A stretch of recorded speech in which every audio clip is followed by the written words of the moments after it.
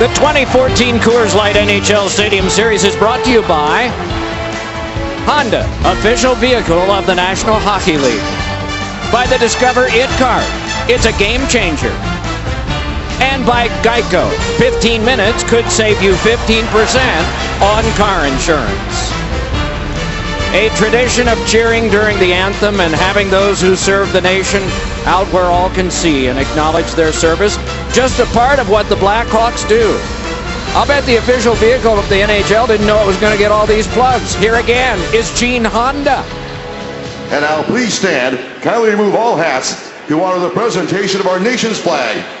Performing tonight's national anthem, accompanied by organist Frank Pellico, please welcome the Blackhawks' own Jim Cornelison.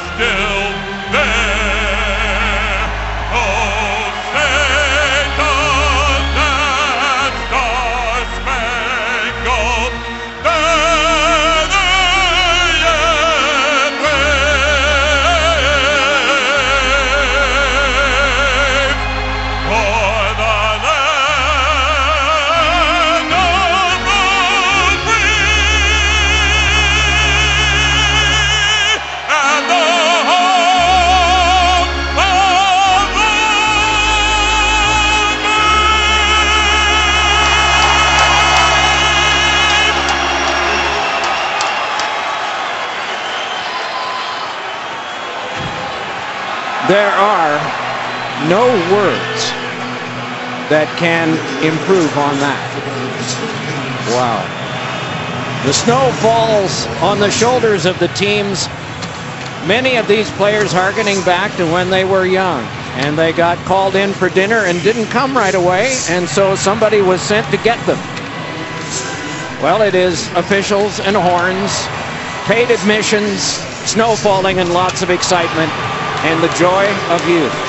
To the ice, Pierre McGuire, Blackhawks captain Jonathan Toews. Thanks very much, Doc. It's been a spectacular career. It's still young in your career. Take us through that walk down to the ice. It's pretty cool. I mean, it's an unbelievable atmosphere. To be a part of it, I think, is special, but definitely brings back what it meant to be at Wrigley Field, and here we're at Soldier Field. The Chicago fans are out and they're crazy, so it's going to be a lot of fun tonight. Jonathan, the first time you and Sidney Crosby are going head-to-head in an NHL regular season game. Give us a scouting report on Crosby.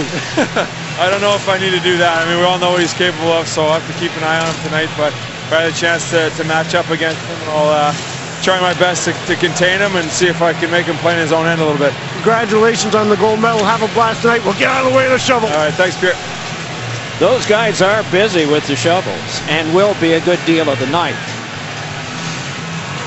We get to see the winningest goalie in the NHL tonight. 31 wins for that man with the special helmet, mask, and pads that pay tribute to the Pittsburgh Steelers. It is even the numbering that is very similar to what the Steelers do.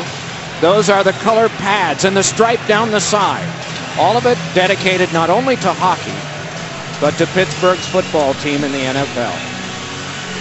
The mainstay for a Stanley Cup, Corey Crawford, same age as Fleury, 29, 22 wins, 12th start in the last 14 games. That translates as being the mainstay again, always counted on in the big games, and this one's big because the Blackhawks and the St. Louis Blues are tied for the division lead entering this game tonight, and the Blues are not scheduled to play.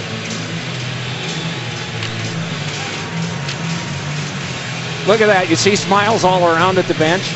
Why not? It brings back so much, doesn't it?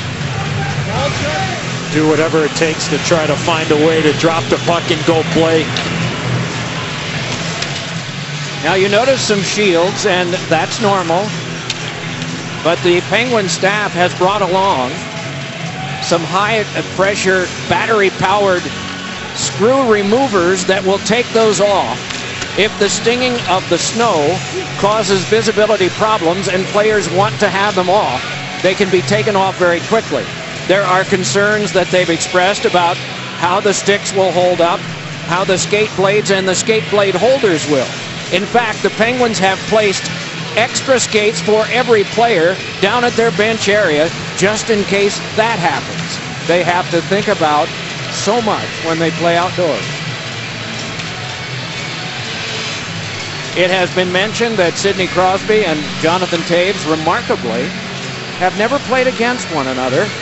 Crosby having been injured, and there are very few meetings between the two teams back through the 9-year career of Crosby and the 7-year career of Jonathan Toews. But they will take the first draw to get the game going.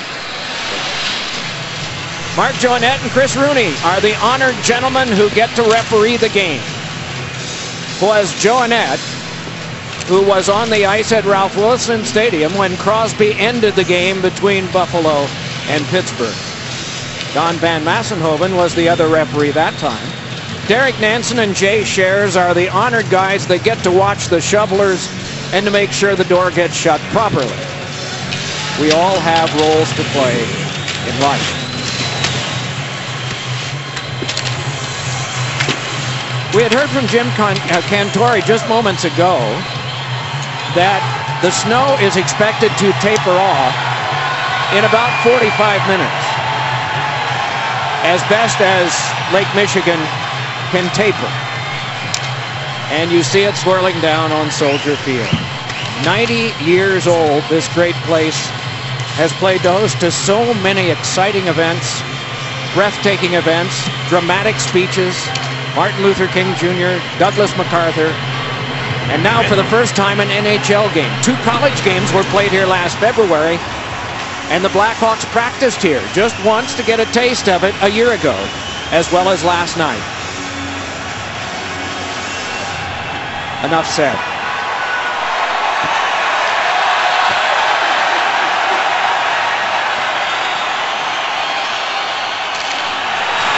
Toews has won the first draw. Duncan Keith played it ahead, past Sharp and to Fleury. Jabbed along by Scuderi, thrown to the front and blocked aside by Fleury. Controlled by the Blackhawks and Toews, but then spirited to center. All right, now from center ice, Eddie, just reiterate what you were saying before about how pucks have to be played. Well, we saw how much snow they were taking off the surface, and I mean, it's not going to be sliding as smooth as most of these players are accustomed to each and every night. So you got to make sure the concentration level, everything's got to be hard, everything's got to be straight ahead, because as the night goes on and the snow continues, the play is going to be a lot slower than they're used to, because the puck just isn't going to travel as smoothly, as crisply on the ice. Punch back along off of Joe Vitale of the Penguins. Penguins in white uniforms, the Blackhawks in black. James Neal threw one. James Neal tried to follow up. To the air it went, came down with snow on its nose and is battled for by Vitale. Jab back up the boards away from Versteeg, but across it's sent back to him by Patrick Kane. If these names are familiar to you from the Olympics, there's good reason why. Many of these guys were there. Some played on Sunday, emerged with gold medals, and then came back home and played a game as early as Thursday. The Blackhawks lost in New York to the Rangers 2-1. The Penguins lost in Pittsburgh in a shootout to Montreal 6-5. And then they came here and they practiced yesterday and are playing in this event. The division-leading Pittsburgh Penguins. They have the conference lead right now as well in the East. Andrew Shaw with a shot. that's deflected high out of play. There is no mesh, and I believe that Devin Hester may have grabbed that one in the end zone. There's a pretty good chance he's going to go 100 yards, too. Look at this. Isn't this fun? I don't know how it is to play as the afternoon or the evening hours wear on, but it sure is fun to watch. Yeah, well, when you play at the highest level and then you come into a situation like this where you got to worry about the opposition, you got to worry about snowbanks, it can get a little frustrating. But again, what an opportunity for both of these teams, and simplifying your game, I'm sure, is a message from both coaches. This is Jonathan Toews, and a pad stop is made by Fleury on him. Gibbons played it on for Pittsburgh. Flagged down and played back along by the Blackhawks to center and spiked high and out of play. Time now for our Coors Light Cold Hard Packs. We go back to last weekend and there were a lot of friends here. You see, for Canada, Sidney Crosby and Chris Kunitz have been separated for the rest of the season from Duncan Keith, Patrick Sharp, and Jonathan Toews, but they'll have the memory of the gold. Paul Martin, Brooks Orpik, Patrick Kane were teammates with Team USA. Glove down by Orpik, followed up and twirled to the outside. Jammed to the boards was Michael Hanzus. Pitched back on and out of harm's way to center by Derek Engelland. Good play there by Engelland. Pinching defenseman, a defenseman playing forward here for Dan Bylsma and the Penguins. Made a good play there in his own zone to make sure that puck got out of the zone. Boy, from this angle, you can sure see how narrow the corners are, can't you?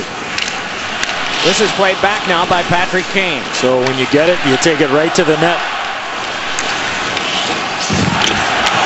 Settled down by Fleury. Orpik with it there.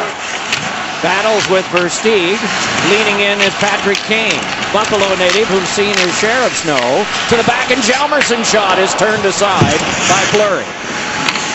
Rob Scuderi flipped it back out. And so it is Hjalmarsson, the member of Team Sweden.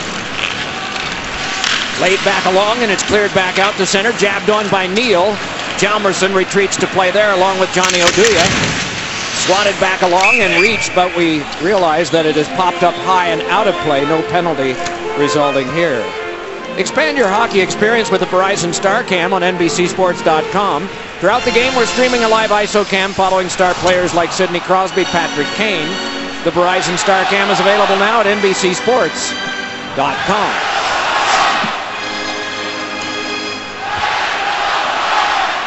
Patrick Kane, before the game, we had a chance to visit with him, Eddie and Doc, and just so excited about being in this environment. I have to tell you, it's loud at the United Center.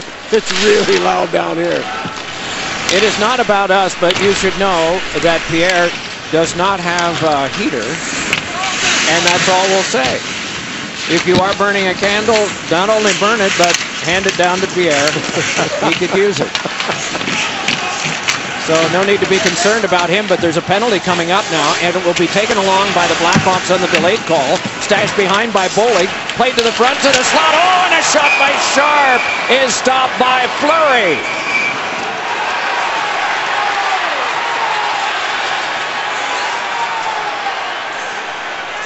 The first disagreement at the front of the net, and a power play to come up to Chicago. Well, Sharp was the guy that came on the ice for the extra attacker as Corey Crawford made his way to the Blackhawk bench, and then Marcus Kruger, who played for Team Sweden over in the Olympics, makes a great pass and a real good stop there from Marc-Andre Fleury. Brandon Bollig played most of that shift without a glove. He goes down there. Eventually he's going to lose his glove, and he comes in and leads to that gathering of the clans, and Simon Dupre takes a tripping penalty. But what a play by Kruger, too sharp, finding him late. A lot of communication from the Hawks bench. Our play is brought to you by Ford. Craig Adams clears this one back down. Two things here when the team's on a power play. One, for the power play team, you get the puck to the middle of the ice, you got to fire it to the front. If you're a penalty killer and you're shorthanded, anytime you get an opportunity to pressure, you go right on that player to take away time and space, because you're not going to be able to settle the pucks down. Just like that, Eddie. Good call. Up the boards, taken by Sharp and rattled around, curled back over to Duncan Keith. Keith played it further, jabbed behind by Shaw, taken along by Kane. Jonathan Toews inside the four-man defensive box, set up by Pittsburgh. Held by Kane. Very deliberate right here. Kane just holding it still. Gave it to the back. Sharp a drive, and that one blocked by Adams. Another shot by Keith, and that one wouldn't go. Two big blocks, one by Adams, one by Sutter. Two good looks for the Blackhawks on that power play, but give the Penguins credit getting in those shooting lanes. And it's going to have a little extra hurt being outdoors as well. Wow, I guess. Yeah, absolutely. Second best penalty kill team in the league. Tony Granato's done a fantastic job of cultivating the penalty kill for the Penguins. Almost at the bottom last year. Yeah, Chicago's very own Tony Granato. This one twisted along in a lot of traffic and rifled ahead. Can be jabbed back out as far as center by Tanner Glass. He comes to the bench for a change. To the last half minute of the power play as of right now. It is picked up by Versteegen. A hurried shot went wide. Curled back around now for Leddy, who bounced one in front. A read there for Mata. A pass ahead and back down. Gibbons swirls along and comes to the bench for a change for Pittsburgh. 12 seconds left. One shot by the Blackhawks on goal. That one rifled wide, and 3 block shots by Pittsburgh. There's a perfect example. Brent Seabrook trying to carry that puck up the ice and got caught in a couple of snowbanks there. So this is where you really got to push the puck. You can't stick handle because you're going to skate right past that puck and give somebody an opportunity. We have an icing with 6:23 gone. And the penalty box is empty. So is the scoreboard right now as the Blackhawks come to the bench. And Eddie, look at this line right now. Patrick Kane, Jonathan Toews, and Patrick Sharp. Interesting line for the Chicago Blackhawks coming off that last power play. And a TV timeout right around the corner, so Joel Quenneville loading up. Give these guys a little bit extra ice time. Little trouble there, but corralling it eventually as Toews turned and tried to shoot, no luck. Followed up though by Sharp. Sharp with a shot, and it's held by Fleury. Well, you just said it. Commercial timeout. Smart planning Edzo. Smart planning Joel Quenneville. No score, and the Shovelers work. Well, you're going to need a lot of that because this last shift, Brent Seabrook skating up the ice here and concentrating, looking, trying to make sure nobody's coming at him, and all of a sudden the puck just hits a couple of snowbanks. Good job there by Seabrook to kick it up. And if you've ever been on a beach and tried to kick a soccer ball and it just gets caught up in the sand, well, that's the same exact feeling for a hockey player here tonight in the elements at Soldier Field. That was right around the 40-yard line, by the way, so keep your head up around the 40-yard line. Well, Eddie, one guy that's got his head up, Joel Quenneville. He was telling his guys during the last TV timeout, boys, if you get a chance to shoot it, one time it. Don't stop the puck. The snow builds up. It's going to hurt your ability to shoot. You get a chance to one time it, and that's what he kept telling all his players on the bench. One time pucks as much as you can.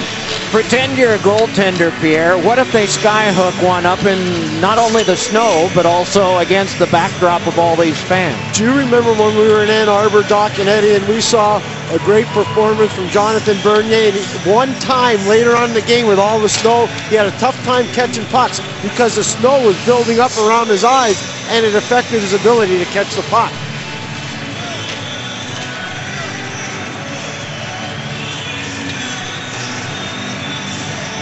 Marc-Andre Fleury actually convened with Dana Hines, equipment manager, and 2 other people to design this mask to not only honor hockey and this game, but also the Steelers. And the paint job goes all the way to the back and right down the back, just like a football helmet. And of course, the appropriate NFL sticker and NHL sticker to make it all legal. Roethlisberger to Fleury. That sounds pretty good. They need some receivers. A fan shot. It's cleared back down and a race on for this puck. Chris Kunitz battles there. Pyatt comes along, knocked free by Duncan Keith, and it's poked out to the front where they battle for it there. Trying to release a shot was Pyatt, but hanging on to this one is Crawford. There's an ex-Blackhawk named Jeremy Roenick inside this place. I have no idea where. Hey, thanks, Doc. I'm up with the crazy zone. I'm just borrowing a mask. I'm at the top of the stadium with some of the best fans in all sports. This is Allie. Allie, how awesome is this event being on top of the world right now? It's awesome. It's a little chilly, but this is the way the game was meant to be played. It's snowing. We're all covered with snow. We're all bundled up. We're out of blast. Back to you, Doc. Just a handful of the 61,000 and change watching here and taking part in a snow globe with action figures. Pitched along and again turning with this and trying to get further is Ben Smith. Poked around behind where Bollig comes up with it. The rugged winger able to circle and drop it on back. Smith fed one in front. Oh, and a great save made by Fleury. What a wonderful opportunity occurred there. Marcus Kruger with a real good opportunity of 5 feet in front of Fleury. He's made a couple of outstanding stops early in this game. Marcus Kruger seems to have risen more to public attention after the Olympics. Yeah, he played really well, Doug, and his role went up after Henrik Zetterberg got hurt, and of course Nicholas Backstrom not being able to play in the gold medal game was asked to play a bigger role, but he's one of those guys that has a lot of upside. Ooh, that's a tough shot by Kunitz that was handled by Crawford.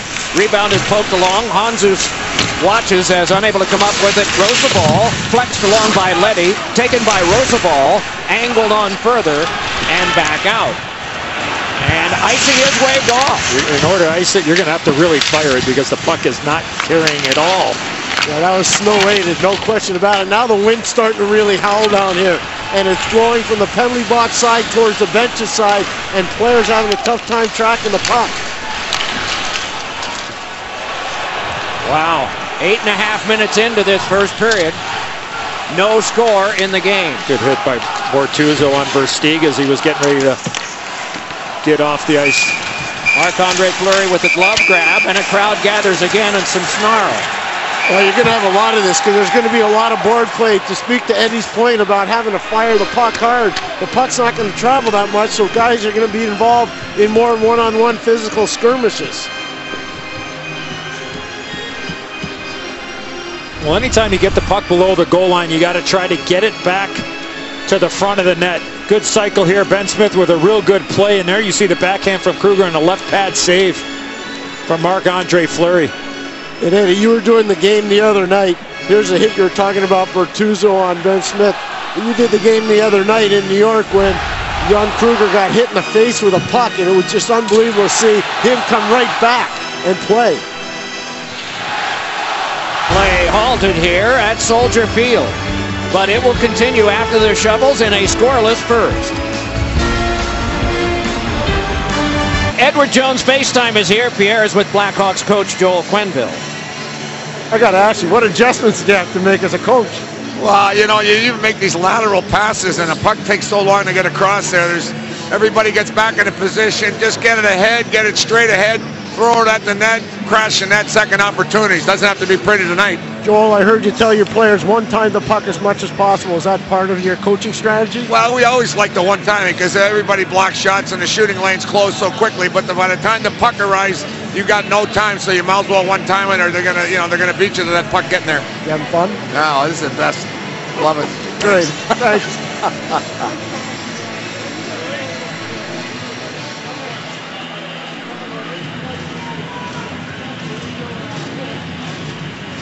Oh, there you see Joel Quenneville and famous mustaches in Chicago. Mike Ditka, Pennsylvania native, the coach.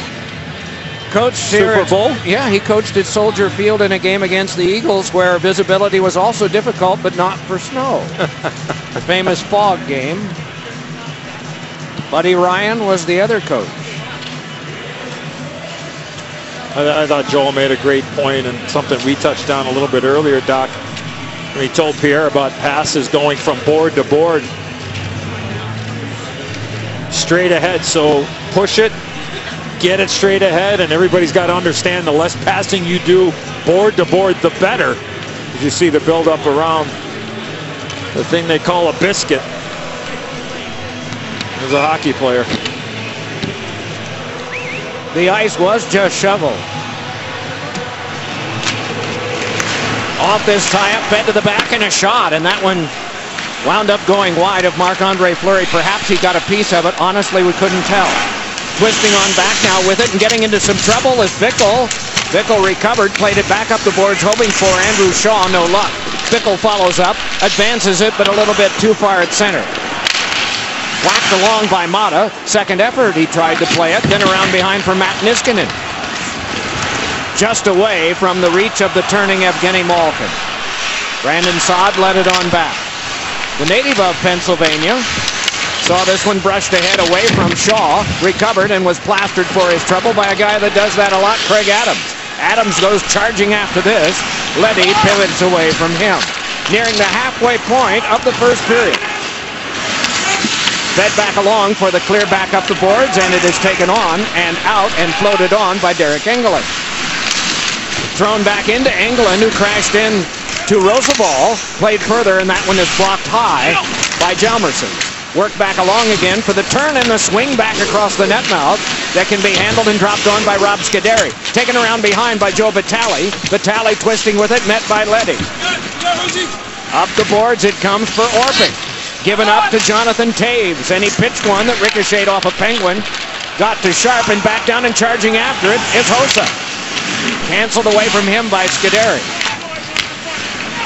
Turning along is Hossa, and his shot would not go.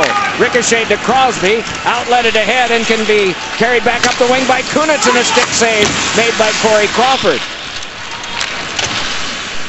You think with these chances now they're starting to learn the deal a bit? I think they're understanding, and this is pretty simple. You saw Crosby just throw that puck into an area and let Chris Kunitz create that last chance. How about the backhand pass by Crosby to create that chance? That was something special. In front, it's Crosby. Backhands one that ricochets off Crawford. Boy, he and Kunitz like hand and glove. Along the boards, down goes Robert Bortuzzo to take it as Olli Mata.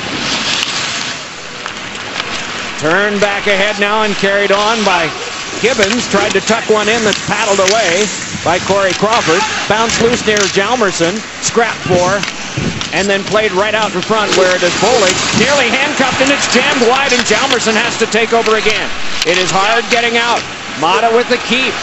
Dragged on, and Gibbons a shot, and that floated away. Dug out and played by Taylor Pyatt. Followed up by Gibbons. Trying to march to the front, but it careened back over to Hjalmarsson. Fed it up the half boards, but then it's kept. Off of Sutter and around behind, and Oduya whacks it the other way. Off of Bollig, kept again by the Penguins. Oduya crossed off there by Pyatt. Lob back up the boards, and it's Bollig trying to get out again, and he's reaped by Tanner Glass. Penalty coming to Tanner Glass. Mark Jonette in the neutral zone caught it.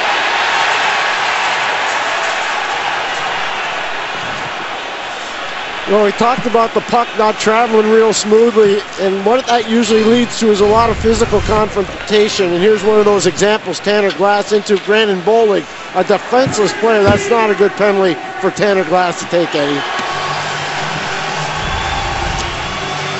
The call is boarding. Second power play of the game, and it's to Chicago again.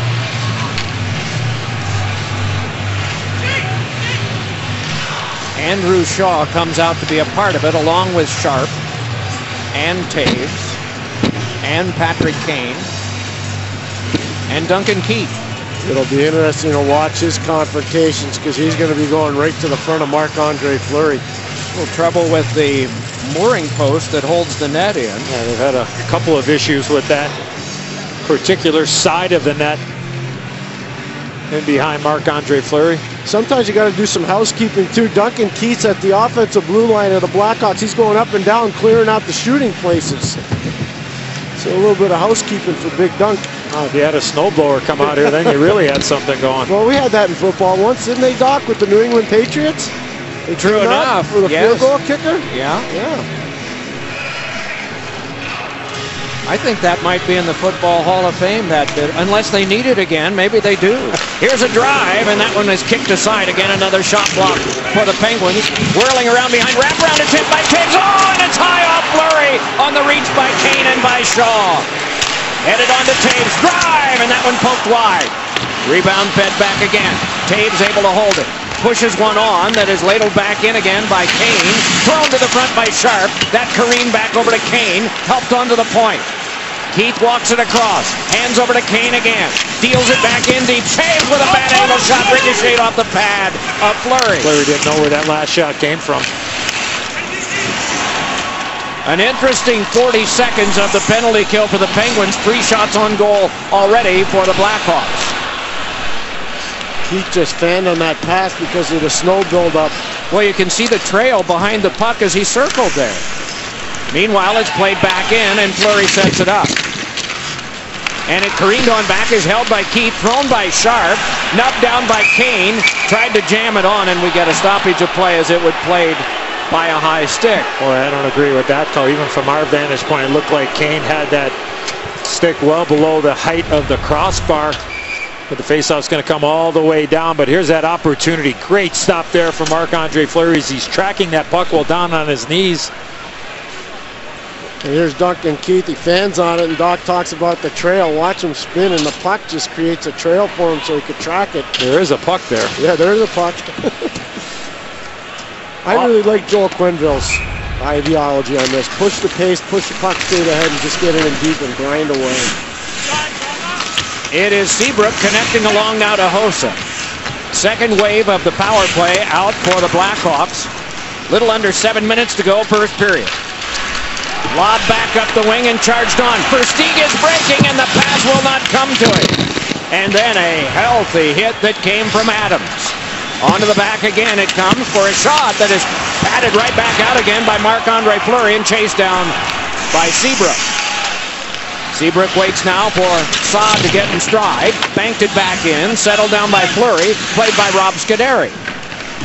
Off a glove and then chipped back down. From the red line back in. It is red. We see it going up the sideboards. Fired right back around, and it can be settled down by Adams. Banked ahead neatly and carried on now by Sutter. Sutter had it knifed away. Good defensive play by Hjalmarsson. 4 shots on goal for the Blackhawks on that power play that is now ended. Wedged across by Hanzus, rescued by Scuderi, and floated on out to center for the block on back. A hand pass stops the clock. 5:56 to go. First period. From snowy Chicago, there is no score. Play stopped. It's scoreless. Seems like the perfect time for Jim Cantore.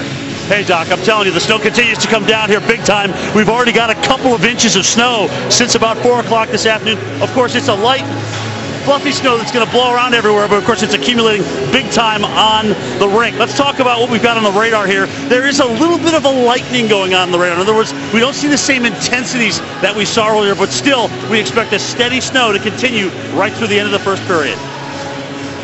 Wow. Pretty impressive, isn't it? It is a medium that can really show you an awful lot in terms of pictures like this, and we all envisioned it when we arrived in Chicago and saw that the forecast was this. And then when you see it in reality, it's pretty impressive. There are a lot of guys that drive snowplows in and around Chicago that are going to be very busy over the next days. We should probably credit Mark Henderson, the snowplow operator, who enabled the field goal to be kicked that enabled the Pats to beat Miami 3-0 way back in 1982, and Pierre remembered him, and I'm sure he's pleased at that, his family, 32 years later. All a part of the lore. Who knows what we'll have before the end of this, but I think the guys are starting to learn how to play in this and generate some chances. Let's hear from Jeremy Roenick. Thanks, guys. I'm here with one of my favorite of all-time Blackhawks and the inventor, I think, of the Savardian spin, Dennis Savard. Savvy, being the next Chicago Blackhawk and this atmosphere, what does it mean to you to have a game like this in Soldier Field? Well, it's awesome. You know, it's a great show. You know, being on the ice was special for me. I had goosebumps going on that ice early before the game. So, pretty special night.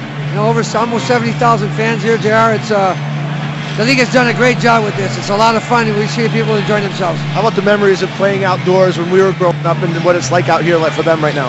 Well, we have, you know, from probably age 8 to about age 13, twice a week we had to practice outside because there was only one rink you could play in. There's not enough rinks for us to play inside, so we played outdoors a lot. All right, one of the best Blackhawks, Hall of Famer of all time, number 18, Dennis Savard. Back to you, Doc. No score in the game, but did you notice the face-offs? 11-1 in favor of Chicago. They won the first 9 in a row. This one jabbed on by Hjalmarsson, read there by Johnny Oduya. 2 defense partners from the gold medal game this past Sunday. 6 days ago, 9 time zones away from the Eastern, as Marc-Andre Fleury holds on again. Boy, that was a difficult stop there for Marc-Andre Fleury. Brandon Bollig standing about 5 yards from Pierre, shot that puck in and it had a little height on it and took a couple of crazy bounces, and Fleury had to make that stop. Good idea there. Little hang time, and Fleury's able to find it in the lower part of his pads. Rifle shot off the faceoff by Patrick Sharp, wouldn't go through. Another shot blocked for Pittsburgh. Scuderi there, hacked it away from Jonathan Toews. Back up the boards, trying to keep it along with Seabrook.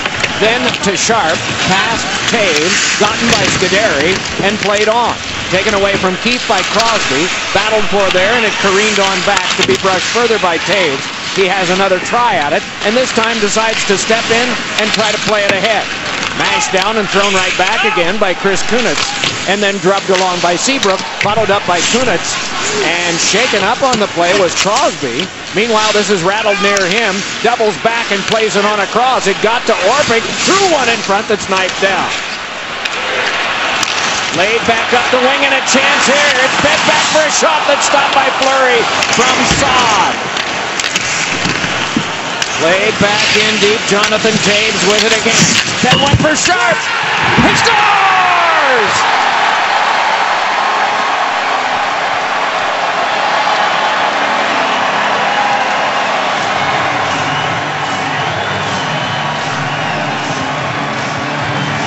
Well, it looks like the snow had lessened just for a period of time, and the Blackhawks get a quality chance off the stick from Brandon Saad, and then Jonathan Toews finds his puck below the goal line.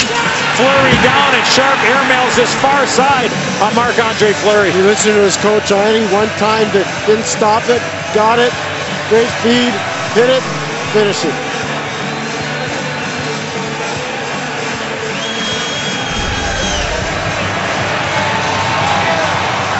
He leads a team that scores a lot of goals with 29 of them.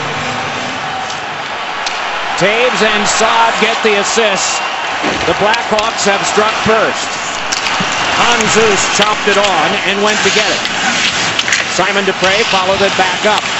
Kept alive though, and then a freight train hit on Rosabal that came across from the man galloping in there, Joe Vitale. A rugged winger is run into then in retaliation perhaps, but all legal from Rosabal. Carried on by Kane.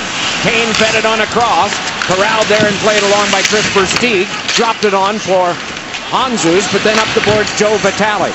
Native of St. Louis plopped this one on back, and Hjalmarsson is able to play it there. 3:40 to go, first period. 1-0 the Blackhawks, and the puck out of play. NHL Revealed, a season like no other, gives you unprecedented access to the NHL's top stars on and off the ice, from the outdoor games through the Olympics. A new episode Wednesday, 11 Eastern on NBC-SN. The snow has dissipated a little bit. It's not accumulating as quickly on the ice. And Eddie, your point's well taken. On that last Chicago opportunity on the goal, clearly the snow had let up. Interesting how the window sometimes opens just for one team. Maybe it will open again for the others. Brought back ahead now by Mata, flown to the corner, and Keith has it there, and it's dumped on out to center. Directed by Saad, settled down by Mata, flipped it on ahead, and it is jabbed on further, and it winds up being an offside. Inside the glass, here's Pierre. Well, we've talked about it all game long. The fact of the matter is there's a lot of snow. It's a lot different to play in this, and you can see some of the build-up here. Johnny Oduya tries to move the puck. Sidney Crosby, you see the puck roll on him at the last second. Patrick Kane, the trail of snow, he almost overskates it. It's one of the surest sets of hands in the league. Patrick Kane, he's not going to overskate too many pucks. But the snow is playing a role here. Carried back ahead by the Blackhawks and poked along in the final 3 minutes of the first.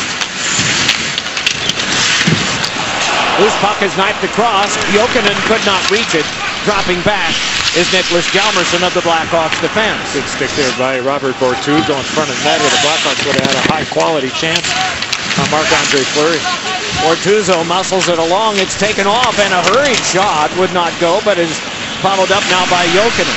Jokinen flew it on out to center, settled down there and played back ahead for James Neal. Tries to pull his way through, no luck because of Chalmerson. Flexed on by Oduya, pitched on by Jokinen, read there by Scuderi.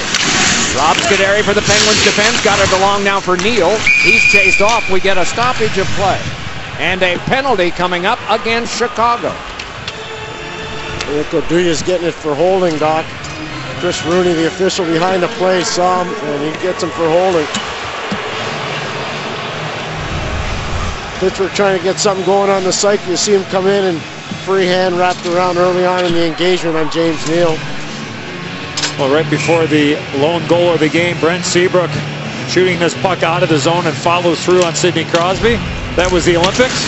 That would have been a penalty, but in the National Hockey League, Rule 60.1, follow through on a shooting or passing motion.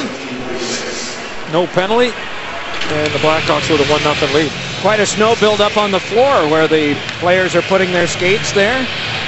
And those benches are heated, in case anybody was wondering. Sorry for the reminder, Pierre. It's okay. Best power play in the NHL goes to work. 8 for the last 21. Reached by Key. Kept alive, though, by Malkin. Floated back on. At the front is Kunitz, and that one ricocheted off of Crawford, and then he grabs it out of the air and holds on. Good idea there from James Neal. Just go ahead and fire the puck. Duncan Keith had an opportunity to clear the zone. He was not able to. Right there, kept in at the point. Good keep in there by Malkin. Great pass from Crosby. And there you see James Neal just fire it right to the front of the net. Kunitz almost looked like he was understanding and knowing that that puck was going to get there right away. Dave just got a high stick. Right after that last faceoff, he's checking his mouth. And a little bit of blood there on the lower lip.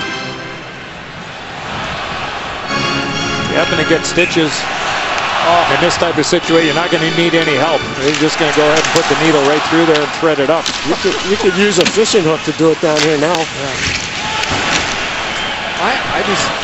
I don't have anything to say. A fishing hook? Yeah, it's been done. Okay, it has? Yeah. All right. Well, anyway, this one is blocked on back. You've got time, Pierre. Tell me about it. Oh, it's okay. Okay. Here comes Neal, changing the subject to what we're paid to do. Roosevelt, and then Neal. The two of them battle, and it careens on back. It is held there and given on to Neal, worked in deep.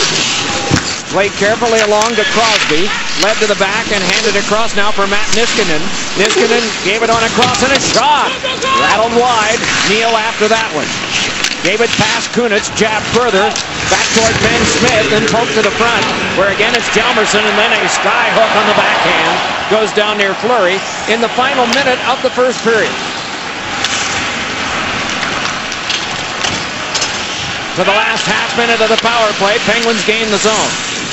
Thrown on around, some trouble came there for Brandon Sutter. And back out again. One shot for the Penguins on this power play. In the game, 14 shots Chicago, only 5 shots for the Penguins. Flipped back along, and the Blackhawks able to reach and push it right back in again in the person of Kruger. Kruger follows up to the corner. Good full work done by him. Meanwhile, it's controlled by Dupre. Handed back up now for Mata to connect ahead. Gibbons after that one along with Seabrook in the last 8. Gibbons able to get it around behind, but lost just that quickly to Duncan Keith. Flexed on by Dupre. Careened on back to Mata. And that'll do it for one.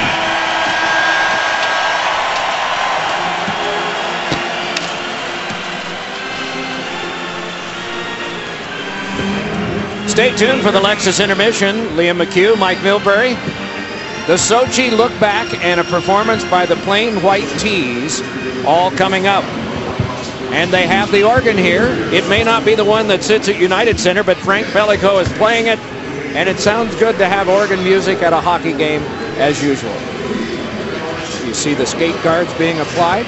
Patrick Sharp, the only goal scorer, is with Pierre. Thanks very much, Doc. I heard Joe Quenneville telling your bench you guys got to one-time the puck as much as possible. What's the most difficult thing about playing right now? Opening our eyes, everything. Just a different game out there. Snow's everywhere. Snow's on the ice when you're handling the puck, so I think Joel's right. Get it off your stick as quick as you can and try and funnel things towards the net. Congrats on the goal. Keep having fun with this, Patrick. All right, man. Thank you. Patrick Sharp scored the only goal, his 29th of the year from Taves and Saad, with 4:25 left in the first period. Shots were 14-5 Blackhawks. 1-0 the home team after a snowy one.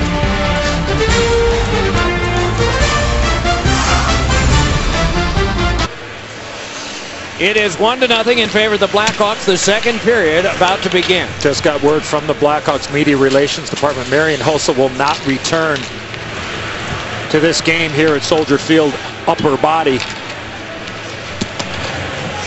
With the Blackhawks down one man, one forward, going into period 2. And that is a top sixer. No carryover penalty nor power play time as we begin. And also, it looks like Brandon Saad's going to get a pretty good opportunity. Eddie and Doc playing with Taves and Sharp. Yeah. The spotlight just changes its direction. Snow is really dissipated. We should have much more flow here in this second period if the snow conditions stay like this. Jim Cantore has advised us that this isn't going to stay the way it is now. But we'll let him tell you when we get time. It is Crosby and Taves going for the first puck of the second period, and the Penguins get it. Scuderi banked one ahead that got locked up at center, played right back to him again, floats one on the bounce, kicked along by Kunitz, tried to force it through. Duncan Keith said no, bunted down to Taves, and Taves trying to work further. Laid back out to center and can be lugged ahead by Crosby. He's got a man breaking Gibbons, drive by Kunitz, and it was just past the glove hand of Crawford. Delayed and played back out again for Sharp. He drifts, he's got a man on the wing, in front Saad, and he couldn't get a good try away. Answered by Fleury, played along by Sharp. Great outlet pass there from Keith. Another shot blocked down and covered by Fleury. And then it's still in play apparently. Now what do we have? I guess just a frozen puck. No pun intended, but it was sort of an odd non-call for a while, wasn't it? I thought I heard somebody yell fumble there, Doc, right to the left of Marc-Andre Fleury. Well, there's the opportunity. Good back check there from Rob Scuderi after the outstanding outlet from Duncan Keith to Patrick Sharp. It looked like Sharp was looking to pass the whole way to the Pittsburgh native, and there you see Fleury jumping on that puck. Kane played it through. Versteeg turns with it there. Rattled around now to Jussi Jokinen, an outlet flash. Floated off of Malkin, but he's able to step ahead with it now. Here's Malkin, a backhander, and that gloved and held by Crawford. Well, that just rolled on him at the last second, but what a move to go around Johnny Oduya. Good burst of speed by Evgeny Malkin, Eddie. When you look at it, that's one of the things the Pittsburgh Penguins are really counting on from Malkin, the long reach and the burst of speed. And he drives wide with that speed, and it rolls on him at the last second, so it flutter balls into Corey Crawford. Offensive zone face-off for the Penguins here. Malkin crosses sticks once with Kruger. Second time drop, and the Blackhawks prevail again. Quickly wound around and slugged back out by Smith. Chased down by Olli Maatta. Bronze medalist played this one on along. Knocked down for his trouble and trying to fight his way back, and getting back in the play is Kruger. But ahead now Jokinen gives it across to Maatta. Tried to touch it ahead, and play is stopped. All right, let's hear that report from Jim Cantore. Couple things, Doc. Number one, the temperature's gone down to 15 degrees now. We're using Midway Airport as our observation. That's the closest one here to Soldier Field. Also, the other thing is the light snow that we have now is not going to continue. It should pick up really within the next 10 minutes again. So these fast skating conditions that we're seeing are definitely going to go downhill in a hurry. You can see those intense darker blues. That's where the heavier snow is, and that's what's on its way here. Thanks, Jim. Right over Lake Michigan, which is where we are. Rolled back along now for a play to be made back for the Blackhawks to center. Chipped on ahead, and it's a 3-on-1 now. A 3-on-2 as Glass got back in a good defensive play, and then Dupre twisted back along, hoping for Pyatt. But it is Roosevelt back and closed off effectively there by Glass. Couldn't get a pass out to the center, though. Roosevelt able to lay it ahead. 2 minutes gone, second period. Patrick Sharp, the only goal in the game, and a penalty is coming up against the Penguins. Third minor of the game to them. Brandon Saad with a good burst of speed, and Simon Dupre was reaching, and he came out with the free hand. So Brandon Saad getting double duty because of the injury to Hossa. The burst to the inside, stick came up, and the free hand as well, so Dupre will go to the box for 2 minutes or less.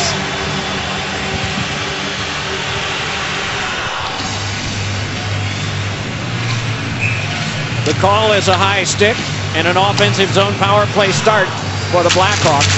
Their third one of the game. Rushed on back. They are over the prior two with 5 shots on goal. Make that 6-minute scramble. Play is stopped. Remarkably, Fleury at the net mouth. What a play from Andrew Shaw. I'm not sure if this puck got to Jonathan Toews off to the left. Watch the pass from Shaw right there. And you wonder how that puck doesn't find its way to the back of the net. You see the reaction from Toews. The goal post. Oh. Watch the goal post. He missed the net. That actually hit the pad of Fleury. He's going to go wide. Watch this. He shoots it back through at the wide open net. Remember that play in this game. Just as we thought about Omans earlier in the contest, and Sharp eventually scored. This is carried on by Keith now. Fed one across, and a hurried shot is deflected up to the glass and out of play.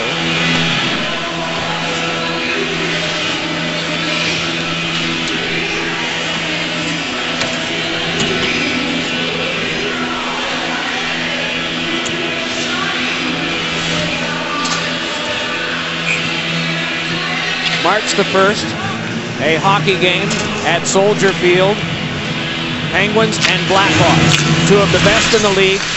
Star-studded lineup, low-scoring game. Not surprising. More snow coming, and this one is cleared back down. But the window is open right now, perhaps for a Blackhawks maneuver, or perhaps for a solid penalty kill. They've gotten one shot on goal in the first 45 of the power play, handed by Levy on a cross. Geared along by Versteeg a second time. A leaping grab and the play down by Saad. Tangled up in the linesman's skates. He emerges blameless in our eyes anyway, but not those of the Blackhawks. Played further and the snow rattles off the shelf with the force of that check. Speaking of rattling, Robert Bortuzzo, big check on Brandon Bollig. Those are two big bodies colliding right there. Brent Seabrook brings it ahead and lays a pass on. Scurrying on with it is Kane, and his shot bang off the pipe. Settled down now by Sharp. Handed right back to Duncan Keith. Keith fed one to the slot. Taves fanned on it. Recovers. Gets it back to Keith. Back across to Sharp. Tries for Taves. Whack loose. Stopped by Kane. And that one would not go. It is Shaw having it knocked away, and Taves takes it there. 20 to go on the power play. Reached there by Niskanen. Poked back in traffic. Two-a-side battle. Read back at the point by Sharp. Given to Keith in the drive. Save! Made by Fleury. Scramble in front there. Keith again. Hands it across. Kane has shot it. Another goal post. My goodness!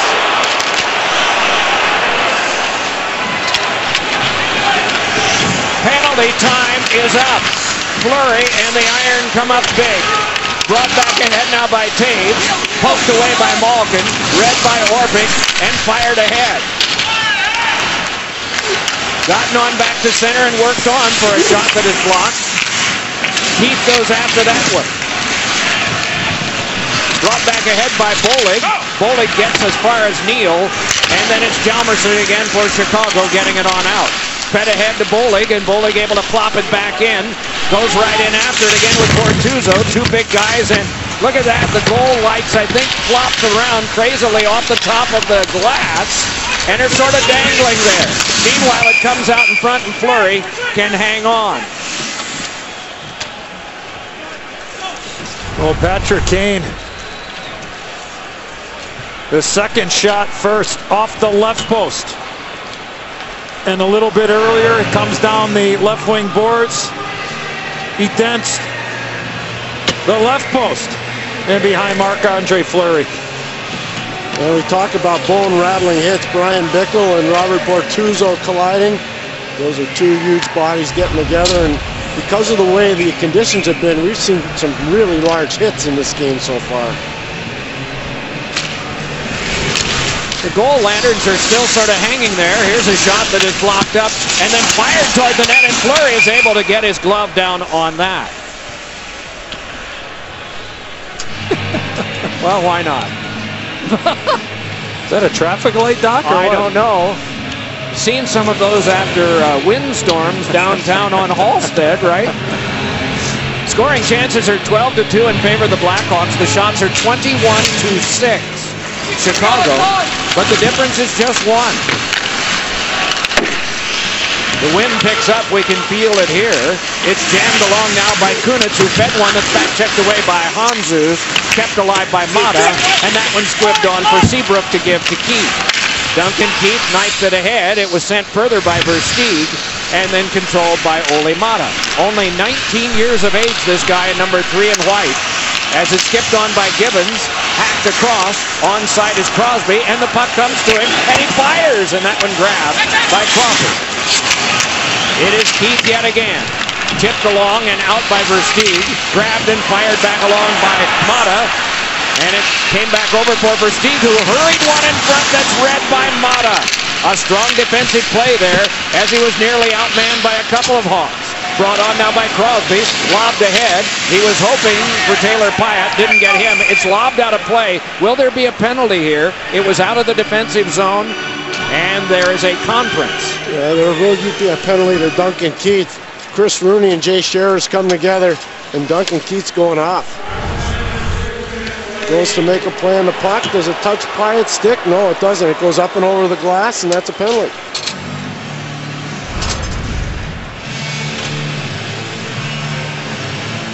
A Penguin power play. The deficit is 1. Any of the face-off stats and shots on goal stats, which largely favor Chicago. Only our sidebar when you see that at the top of your screen. Delay of game on Duncan Keith. Power play to the Penguins. Lifted along by Kruger. Tried to battle it further. Help came from Jalmerson, and then he was robbed. Swirling back with it now is Kunitz. Kunitz able to step back in, tried to fight his way by, and did. Here's Kunitz, a shot that had to be saved by Crawford. Dug out and played along back to the point where it's knifed on by Malkin. Reached for by Jokinen, gathered in by Malkin, rocketed across off the boards, and it hopped out of play. Oh, what a great rush and a great move here from Chris Kunitz, knifing his way through the penalty killers for the Blackhawks, and Corey Crawford with a good stop off of Chris Kunitz. Coming down those right wing boards, advantageous being a left-handed shot. Give yourself a better angle, and a good stop from Crawford. Boy, did he play 2 great games for the Canadians at the Olympics, the last 2 games. A 1-0 win over the Americans, 3-0 win over the Swedes. I thought Kunitz and Crosby were tremendous together. They were impressive, and almost according to plan here, thanks to Jim Cantore, we have more snow coming down, it seems. Crosby battling around behind. Still the jostling on, and turning with it is Neal. Gave it up behind. Roosevelt jumped into there by Kunitz. Carried ahead and lobbed on by Kruger, but it went out of play right near Pierre. Call Star NHL to download NHL Game Center and get a free premium upgrade only on Verizon.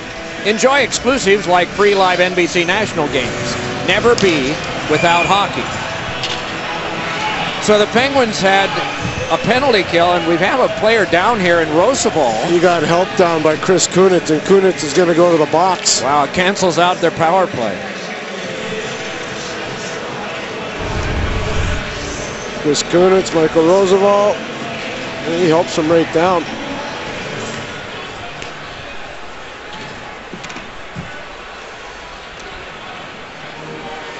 The referees converse here after all of this.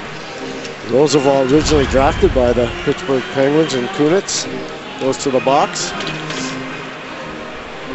Posted as a single minor, so it'll be four aside for a minute 7. I don't know if you believe in omens. Sometimes hockey people do if they favor them.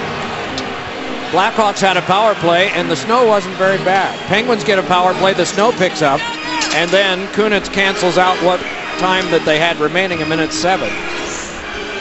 But there are enough omens to go around for everybody before the night is over. Sidney Crosby having a conversation with Chris Rooney. Rooney from Boston, if you were to ask him Cubs or Sox, he would say Sox, but red.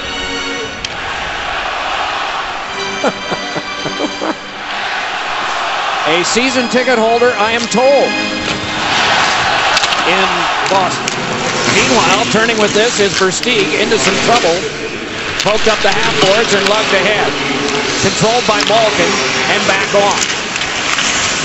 Fought free by Crosby. Tried to dish it off and then down to the ice he goes, and another penalty coming up.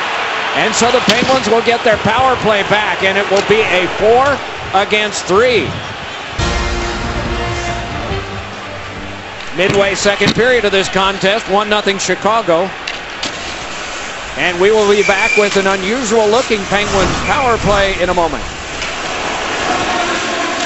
Back to snowy Chicago, all kinds of things transpiring. First, Sidney Crosby makes a skillful play, gets to the inside part of the ice.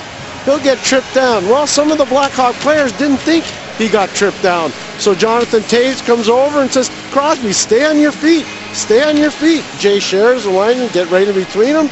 And that's what Toews is letting him know. Two guys from Shattuck St. Mary's, Eddie. Why would they be jousting verbally? Oh, I saw that over in the Olympics as well. It was Timo Solani was right in the middle of that, wasn't he? Yes, he was. Timo and Sidney. And during that commercial timeout, Tanner Glass came over to Michael Roosevelt and said, listen, the entire world's watching this game. You acted like you got hurt. Stand up. And then Michael Roosevelt said, what about Crosby? What did he do? And Glass's response was? Glass's response? Yeah, there was none, was there? No. No, there was not. Everybody's having fun down here, though. It's been great. Boy, that Jim Cantori, Eddie, I know you're good with the horses. If he's like he is with the weather with the horses, he'd be a wealthy guy. Yeah, he's been right on here, predicting that it would lighten up and then that it would get heavier, which it sure enough is doing. A 4-against-3 power play. For 45 more seconds, it's rifled back down. What's the theory when you have that much ice per man out there? Well, I think in this situation of 4-on-3, you can go into two sets. One, you can go into a diamond formation, or you can go into a box formation to get somebody moving in and out of that square. Crosby gives to the back to Malkin. So what does it look like here? Diamond? Yeah. Malkin to the back, has Crosby over there. Neal opposite side, Malkin a shot, but it ricocheted over now for Neal to get back to Malkin again. James Neal looks to the front. Jokinen is there for Pittsburgh. Neal has to retrieve. Neal wheels with it, gives it on back to Malkin. Then Neal fires, and it's blocked away by Crawford. Strong save made by him. Chopped on by Seabrook. Picked up by Kruger. And a man was just coming out of the box, Duncan Keith. Meanwhile, it's brought back 4-against-4, and Crosby got the glass with a shot. Working again with it is Malkin. Deals it side of the net. It went through Crosby, then was poked away by Crawford. Fed to the front, but grabbed off and started on back. If they hurry, it's a 2-on-1. Brought on by Keith. He's got Kruger. Oh, and that turned aside by Fleury and out of play. Well, Doc just said it was turned away by Fleury. We're not having snow flurries down here. That's what makes this save that much more impressive. Duncan Keith out of the box, live legs. He makes a smart play. Create a rebound opportunity for the man trailing the play. And what a smart play by Marc-Andre Fleury to chip that away. Well, here's Sidney Crosby, and usually what happens when you get into a diamond set, you look for a little bit of a rotation, try to make life a little bit difficult for the penalty killers. But when Crosby's on that side, he's not a threat to shoot the puck. He's a left-handed shot playing the left side there.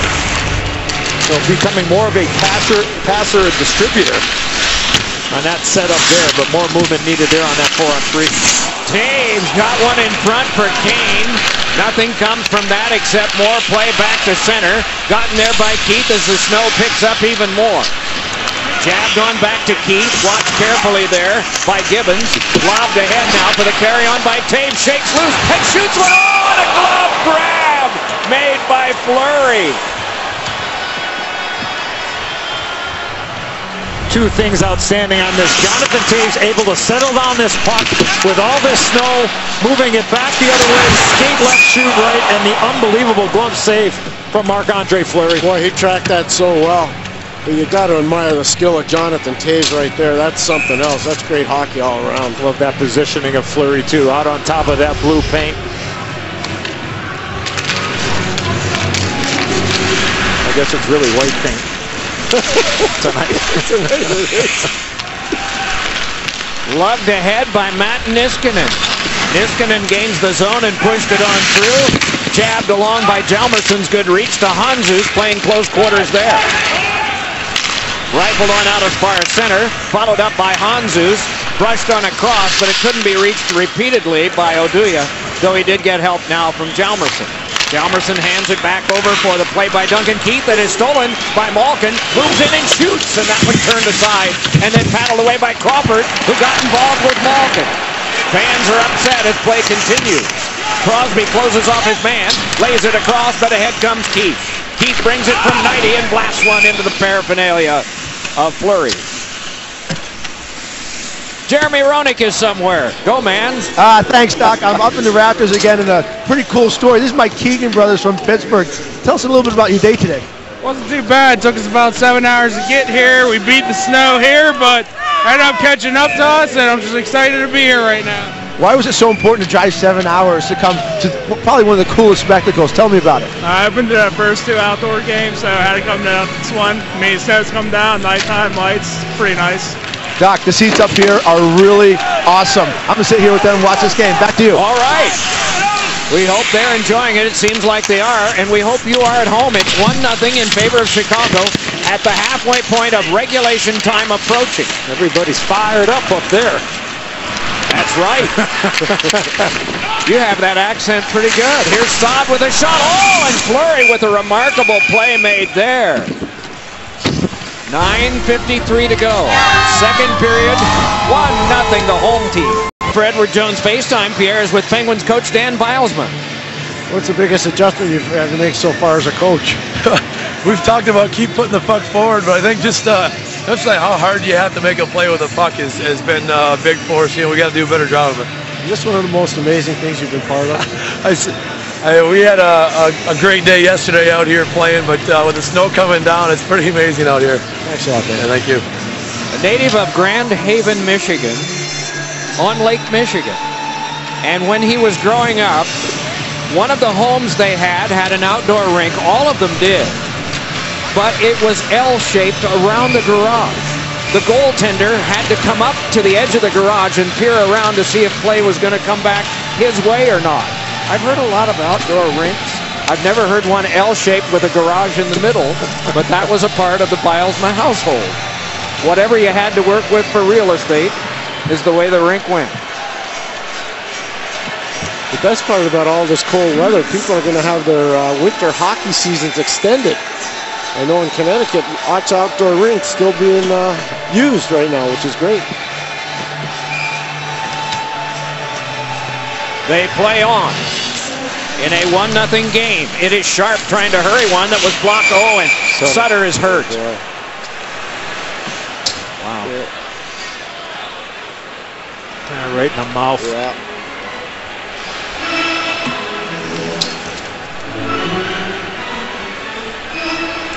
You're outside playing this length of time. Look at Sutter, had just gotten back after losing that face-off, and the puck shot by Patrick Sharp catches him right in the mouth.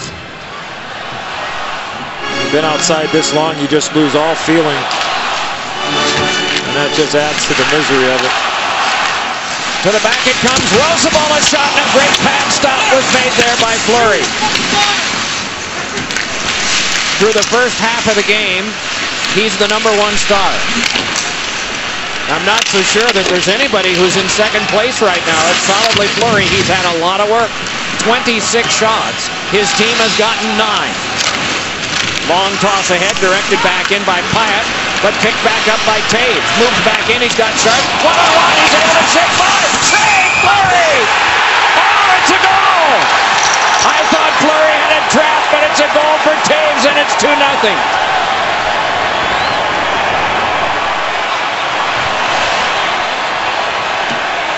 They are going to talk this over, and we are going to have the advantage of the video. Boy, Jonathan Taves goes outside, inside, around Brooks Orpik, and the puck finds its way right between the legs of Marc-Andre Fleury. Never even hits the back of the net, but you talk about the greatness of Jonathan Toews. He even takes a stick to the back of the head as he puts that puck in on Marc-Andre Fleury. And you see the eyes of Toews follow this puck. I mean, from our vantage point, we cannot hear anything, and I don't know if the referee was intending to blow the whistle, thinking that Fleury had it, but what a move by Jonathan Toews. Second time in this period he's actually pulled off a miracle stunt with the puck. That was spectacular from Jonathan Toews, and he's risen to the occasion here tonight just like he did in Sochi. And Doc, you were talking about a second star. I propose him right now as a second star behind Marc-Andre Fleury, and maybe he gets to the top of the ladder soon. Indeed, the conversation is going on with those who are administering the game here, who have the opportunity to view all of this and talk it over with Chris Rooney.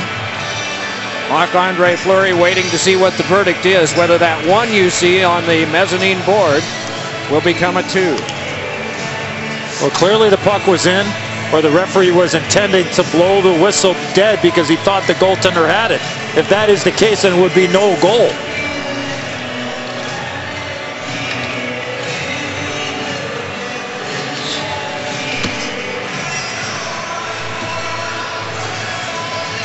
A lot of talking here.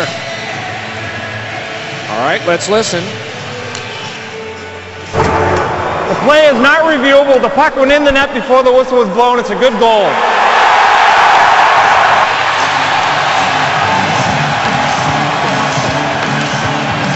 Oh, the reaction from the bench. The Blackhawk players realizing and understanding how great of a goal this is by the captain. Little forehand, backhand. Barely gets across the goal line, and the reaction through the snow here at Soldier Field.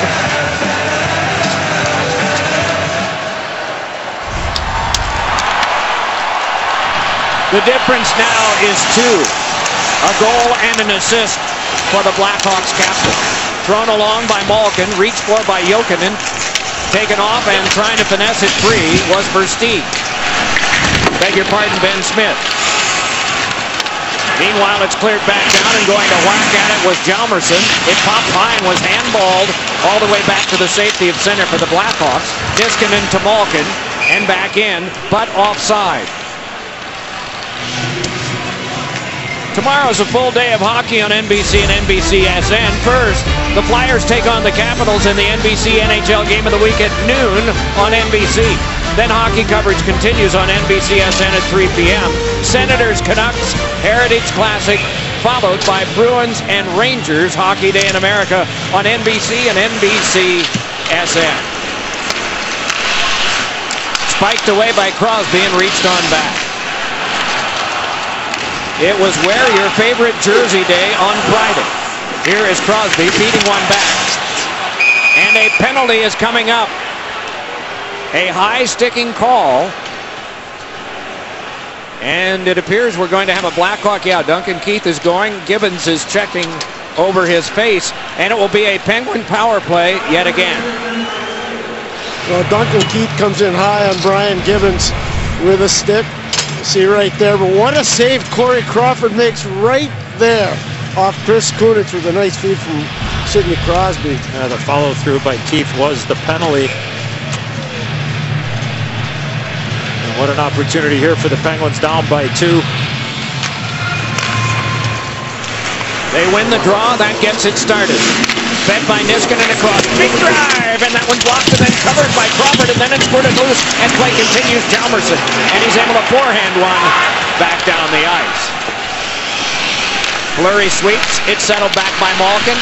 Played ahead for the turning Neal, but gotten by the Blackhawk instead and blasted back down by Johnny Oduya. Floated on around, and here's Toews turning with it. Toews around behind, drags it free. Short-handed, chewing up more time off the penalty clock. First 30 seconds are gone. 7 3/4 minutes to go, second period. Nicely fiddled along by Neal, still able to carry it along further. And look at the trail through all the snow. Battling for it now is Crosby. Then Kunitz, reaching is Crosby, in all the traffic, poked on by Neal, recovered and then lost by Kunitz to the back. Drive by Niskanen, it's blocked high and wide. Crosby touched it to Neal, gave it on to Kunitz, looks to the back and hands there, and out to center. Niskanen must play. Couldn't handle it because of the big snow, Doc and Eddie. That's why Kunitz made the errant pass. Lugged right back in and carried on by Malkin. Then Crosby across and a shot got the glass. Malkin threw the legs pass, read by Hjalmarsson, blasted on around, and it careened off Crosby back to center.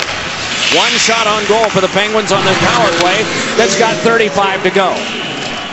And they must go back further. Long toss ahead is grabbed off and carried back on by Rosabal, and that one shoveled out of play and off. Not the best hands person on the other side of the glass, but we can't complain. It is chilly.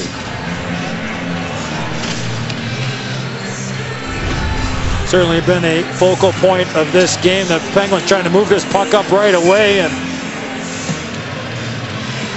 this puck just comes to a screeching halt through the snow. You almost have to elevate that puck up above the snow so it doesn't slow up. Make sure you're going from the heel of the stick to the toe of the stick so when it comes down, it lands softly, not bouncing everywhere. Oh, that's a strong save made by Crawford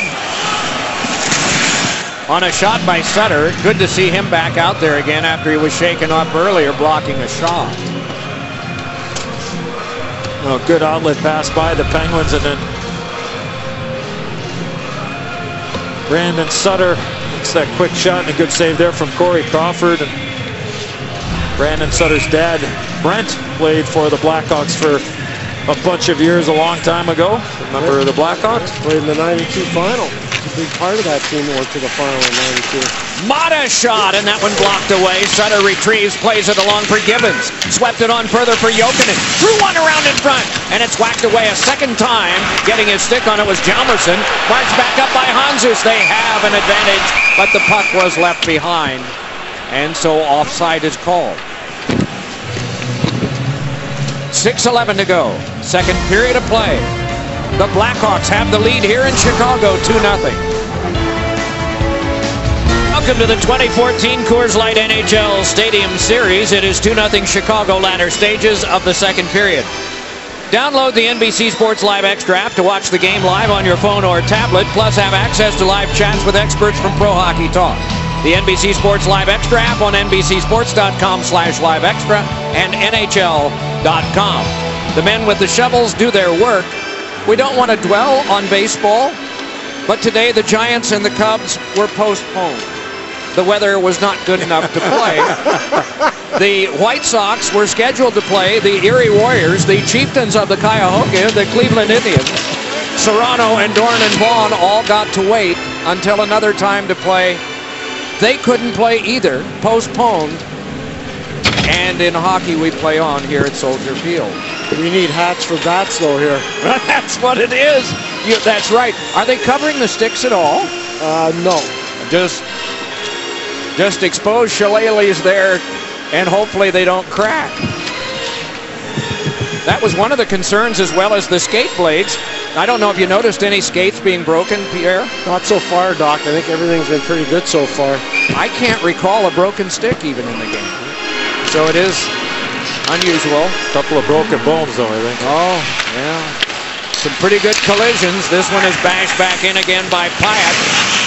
6 minutes to go, second period. Snow has eased up. Sorry, Doc. Snow's eased up a little bit. I'm sorry? Snow has eased up a little bit. Oh, it has. Yes. Okay, good. We get another whistle and halt to play. Here, what's the vision like down there with the wind and with the snow? Kind of seems like it's swirling from our vantage point. Right now, it's fine. About 3 or 4 minutes ago, it was tough. The vision was really tough for the goalies in particular. Banked on back near Rosabal. Tried to play further, but it's cut off and then hoisted back in again. Directing traffic is Corey Crawford. And we are starting to note now how strong he has been because he's starting to face some quality from Pittsburgh more in the second period.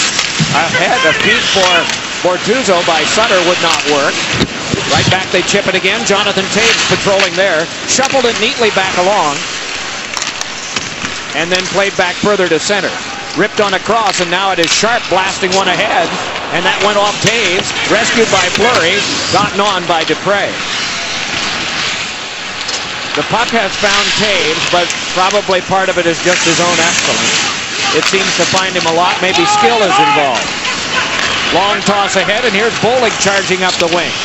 Bollig met there by Niskanen. Puck careened where Niskanen guided it behind. Trickled on through by Mata. A hit on Bollig that time, and working hard is Malkin. Bollig able to patrol and work away. Kruger tried to tap it in for Ben Smith. Filtered around behind by Mata. Stepping to that is Niskanen. Played on to Jokinen. Led back across to Mata. Marches ahead to the Penguins. And that one spiked on back, and Hjalmarsson gets it. Pumped high and gloved down. Reached by Malkin and sped wide. Under 4.5 to go as Niskanen's shot was blocked. Gets another chance and the stick is broken. Here's Malkin feeding one in front and nicely defended by Hjalmarsson with Neal. A right back across for Malkin. Oh, and that one wouldn't go. I don't know if Oduya got it or Crawford. Around behind it's Malkin again. Flexed one over to Neal. Penguins warming to the task a bit here. Mata played it back. Held there, and a shot is blocked across, and it's Oduya able to lift it back down the ice, and they will take the icing that comes from this. Oduya ices that puck with the stick of Brandon Bollig. You mentioned a broken stick, Doc. You wanted one. Well, you got it. It was Oduya's stick that was broken. There's Oduya, block shot, not once but twice, with Crawford in the background as well. And while they can't change players, Oduya can get his own stick right now, as Doc calls it, a shillelagh, so he can come to the bench and get his own stick. So he's good to go. Nicely won by Kruger on through. Battled for behind, protected by Oduya. Sped back off the boards, chipped along further, it won't go out. Jabbed on by Kunitz. Hustling after it was Gibbons. Played along through Crosby onto Kruger. And with 3:40 to go, lobbed ahead. Moving on is Ben Smith with it now. And a shot! And that deflected wide. Bollig centered, but it's cut off by Kunitz and handed along to Crosby. Crosby marches on with it now. Sized up there by Seabrook. Laid it on back. Trying to control was Kunitz. Back the other way. It's a 3-on-1. Kane moves ahead. He's got Versteeg. Toe drag. Fed to the front. Score!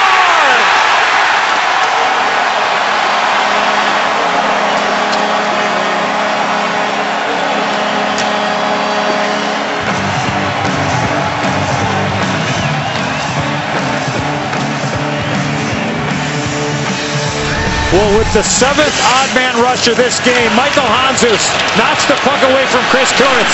Doc, you mentioned a 3-on-1. Patrick Kane has had 2 posts in this second period. Decides, you know what?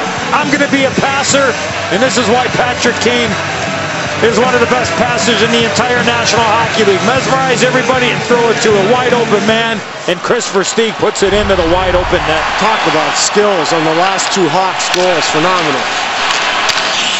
The leading point getter for the Blackhawks, Kane, comes up with another assist, his 37th of the year. A big drive, all fought off by Fleury, and the rebound. Around behind, it's taken by Versteeg, challenged there by Vitale. Goals on consecutive shots for the Blackhawks. Keith there, firing a shot pass, ricocheted off Versteeg, played behind but to Dupre. Kane able to drag it away from him now. Twists a little pass, hoping for Handzus. Floated up to Versteeg, and a turnaround shot bounced off Fleury and is settled down and carried back up by Engelland. Swung it ahead, but it wouldn't work for Vitale until now. Shuttled it off to Adams, and a backhander had to be turned away by Crawford. Reaching is Vitale. Dropped one that ricocheted in front and can be played by Duncan Keith. Alternate captain cleared it on out to center. Orpik takes over there. Boston College product floated it ahead. Misfired for Saad, but is played back right to him again. Him being Orpik. 30% of the NHL's players are former NCAA players. Orpik one of those. Carried ahead now and trying to gallop by and throwing one to the front was Pyatt. Pyatt able to get it to the back of Niskanen, a shot, and that had to be canceled out. Lugged back ahead by Saad. Moving up now with Bickle. rattled back around the defensive boards and out. 100 seconds to go in the second period. Versteeg from Kane, the scoring of the third goal. For Chris Versteeg, that is goal number 10 for the year. And 100 in his career. A century mark, good point. Floated ahead by Malkin. Carried back on by James Neal. To Malkin, to Jokinen, and there was shot was wide. Rebound, tried to play in front, and upended, and a penalty will be coming out. Roosevelt's going to get it for tripping on James Neal. The Penguins had something going. Neal, Malkin, and Jokinen had something going off the rush. And Michael Roosevelt comes in and takes a feed out from underneath James Neal. Here's what they had going. Malkin to Jokinen, and then watch James Neal post up right in front of Corey Crawford, and you see Michael Roosevelt just take his feet out from underneath him. Turnover in the middle of the ice allowed that chance for the Penguins. Down by a field goal. Late in the second. Penguins need something here. Battle on. Off of Crosby, Hjalmarsson. Anzus able to flip it back out. Swirling winds here. Somehow or other, Kevin Butler says, I know. You mentioned the field goal. He's down in Georgia somewhere, I'm sure. Laid onto the point. Malkin a shot, and it's saved by Crawford. They scramble in front, poking away, and it was Crosby, but it is held. Wow. Penguins warming to the task here. Still a 3-goal deficit to make up, but they're starting to carry play for the first time. Some good movement here on this power play, and give Corey Crawford credit with that last shot that came from the point, just battling and not allowing really a second chance opportunity late in the second period. It is Malkin with it now. To the back. Niskanen a shot, and he got the glass with it. Played along by Crosby. Second ever got it. Niskanen a shot, and it ricocheted off Kunitz in front. Seabrook lifted it along, unable to keep Niskanen. Chasing it down is Malkin as it rolls on its edge onto a stick play.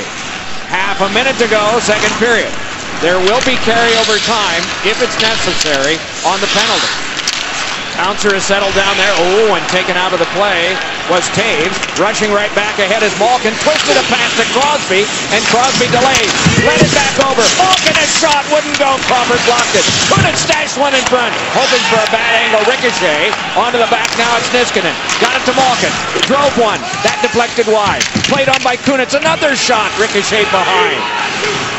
7 seconds to go. Onto the back for Malkin, and we get a stoppage of play as the period has come to a close. Stay tuned for the Discover Card second intermission. Liam, Mike, and JR second period highlights and a preview of the Heritage or Heritage Classic. It's getting cold up here too, Doc. I know, it's affecting reading and just about everything. Well, it's been fun. 31 shots to 18, 49 in the game. In snowy conditions, Jonathan Taves has not faltered a bit. He has a goal and an assist. 2/3 of the points for his team's 3-0 lead.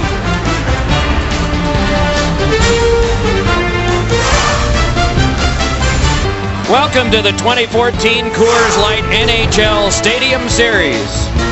From venerable Soldier Field here in Chicago, 90 years it has been operating here and is still active, as you can tell.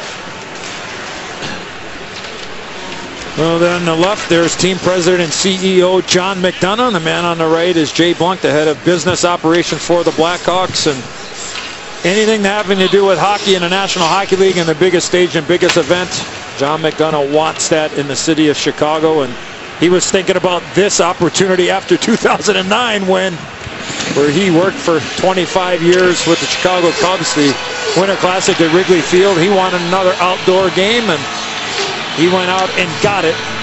And so far, so good for the home team, up 3-0. You see the weather continuing here, Pierre. What have you learned down below? I just talked to Chris Rooney. He's not talking to the Chicago Blackhawk coaches. He talked to Danny Bilesma before, and on his way, he stopped by here, and he said at the 10-minute mark, they will switch ends because of the wind conditions. So no matter what, you can be on a breakaway. Once it gets to 10 minutes, they're blowing the whistle no matter what, and they'll switch ends. Just in case you're watching in Detroit, Henrik Zetterberg, we're thinking of you in a number of ways, not only the breakaway, but also we hope you heal fast. Sidney Crosby, the captain of the Pittsburgh Penguins, trying to rally his troops here. They are down by 3 going into the third period. Richard Mulhern, Alex Steen, Claude Vilgrain, Brian Sotheby, Mark Abscheid, Jocelyn Gouvremont, Ron Francis, Pat Boutet. Among people celebrating birthdays or who have this as their birth date. And 100 years ago today, the legendary Harry Carey was born. The late Harry Carey. Were he here today, what would he say, Eddie? How do you spell Otto backwards? Hey! Otto! Eddie has sung Take Me Out to the Ball Game how many times? 3 too many from what I heard. I see. That would be a total of 3. They are ready here for the start of the third. Have you noticed any change in the amount of snow, Pierre, that's coming down now? It's still coming down pretty hard, and they're starting to accumulate more and more. So it might seem like an odd question, but from up here, sometimes the snow looks very fine. But among other things, Pierre has a good grasp of the amount of snow that they're getting down there where they actually have to play this game. Fired around now by Hanzus, twisted on further. 28 seconds of a power play for the Penguins continuing here, but you need puck possession. They have 1 shot on goal on the power play extended from the last period. Malkin gave it across, wound up going through Neal, fed back to him by Crosby. The return to Crosby. Taken away by Keith and sent back down. Fleury way out to play and handed over. Twisted right back ahead for Kunitz. Bounced on now for Neal, but Kunitz has it. Jabbed a pass that's read by Taves and thrown back down. And Jonathan Taves comes to the bench, almost the wrong bench, right in front of Pierre for a player change. He's trying to get their attention. He's banging his stick on the board saying, Sean, let's go, you got me. Fired on goal, and this one dropped and then covered by Corey Crawford, who has been perfect, facing 18 shots on goal. Every time there's a TV timeout, Corey Crawford actually comes to the bench and puts his hand into a big red bag. And in that bag is a whole bunch of those disposable hand heaters. And they got a little thing going on with Corey Crawford during those TV timeouts.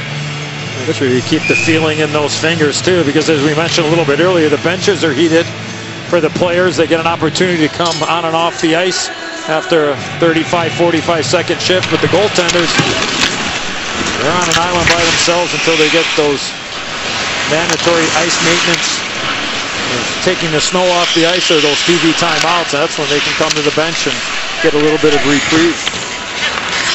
Past goaltenders Ryan Miller and Jimmy Howard have both mentioned how cold their feet have gotten because they can't get the reprieve that you mentioned.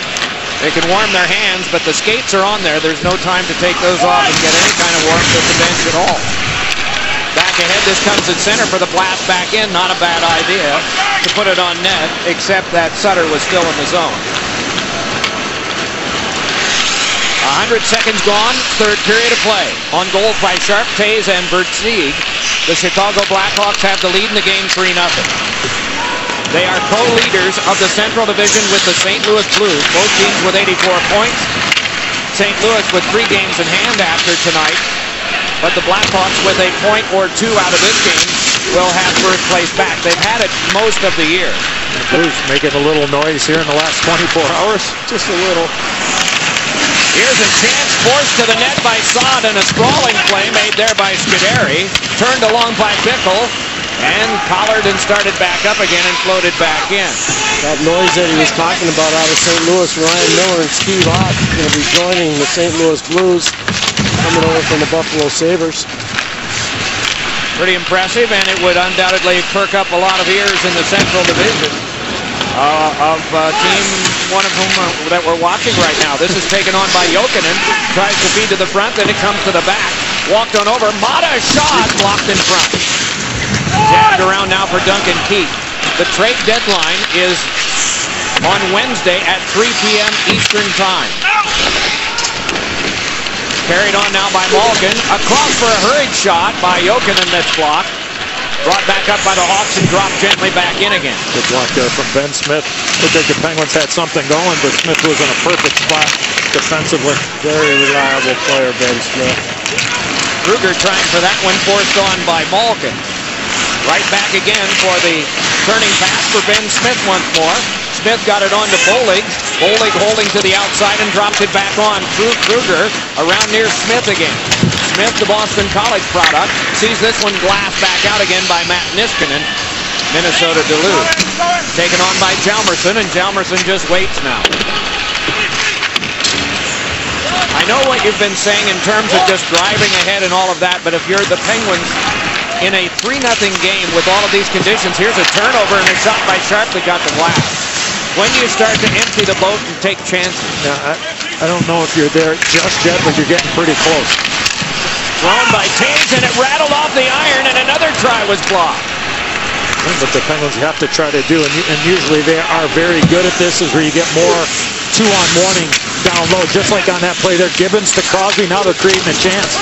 Too much one-on-one play so far in this game for the Penguins in the offensive zone. This guy's been great tonight. 19 in black, Jonathan Taves. Man, oh man, he's been omnipresent all over the ice. Seabrook with a good block a moment ago as this comes back to Leddy now. Leddy floated it on, and it's given across to Brooks Orpik. Orpik's pass was deflected ahead off of Sutter. Cleared back down, and a chance for Versteeg. Save made by Fleury. What a pass from Roosevelt to give Versteeg that chance. Thrown by Handzus. It's blocked up high. Played along by Versteeg again. Tucked it on back to the point. Driven back along again by Leddy, and around behind for Saad. The native of the Pittsburgh area, Saad, saw this one blocked further. Taken on by Versteeg. Versteeg chased off by Orpik, continues. It kicked back on now for Joe Vitale. Could not clear ahead. Taken by Versteeg again. Weaving his way along with Handzus. It's brought on, and a backhander by Saad was deflected up high. Wound up underneath one of the Blackhawks. Cleared by Vitale and slugged toward the front. Read there by Scuderi, and he can step ahead. And then he has to reverse as Kruger was on him.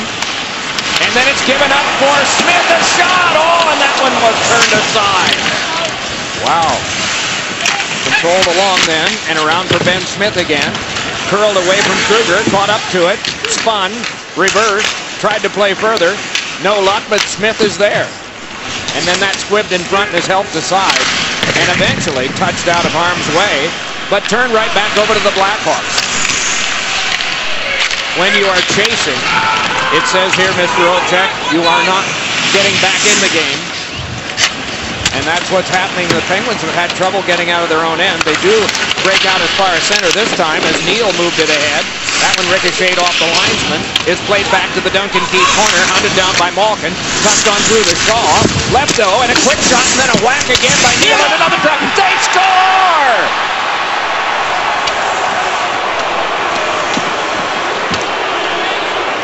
When you see a head jerk back on the part of the team yielding the goal, you know they'd like to have it back, but Neal has gotten it, and the Penguins are on the board. Well, James Neal made the play along the blue line. Bad bounce over the stick of Andrew Shaw, and then the opportunity for James Neal to throw it back to the front of the net. Does Brent Seabrook put it into his own net?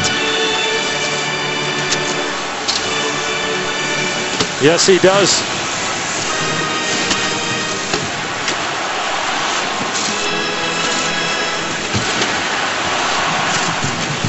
That'll be James Neal's goal. But Neal made the whole play earlier in the shift. He got the puck in deep, and the Penguins have some life.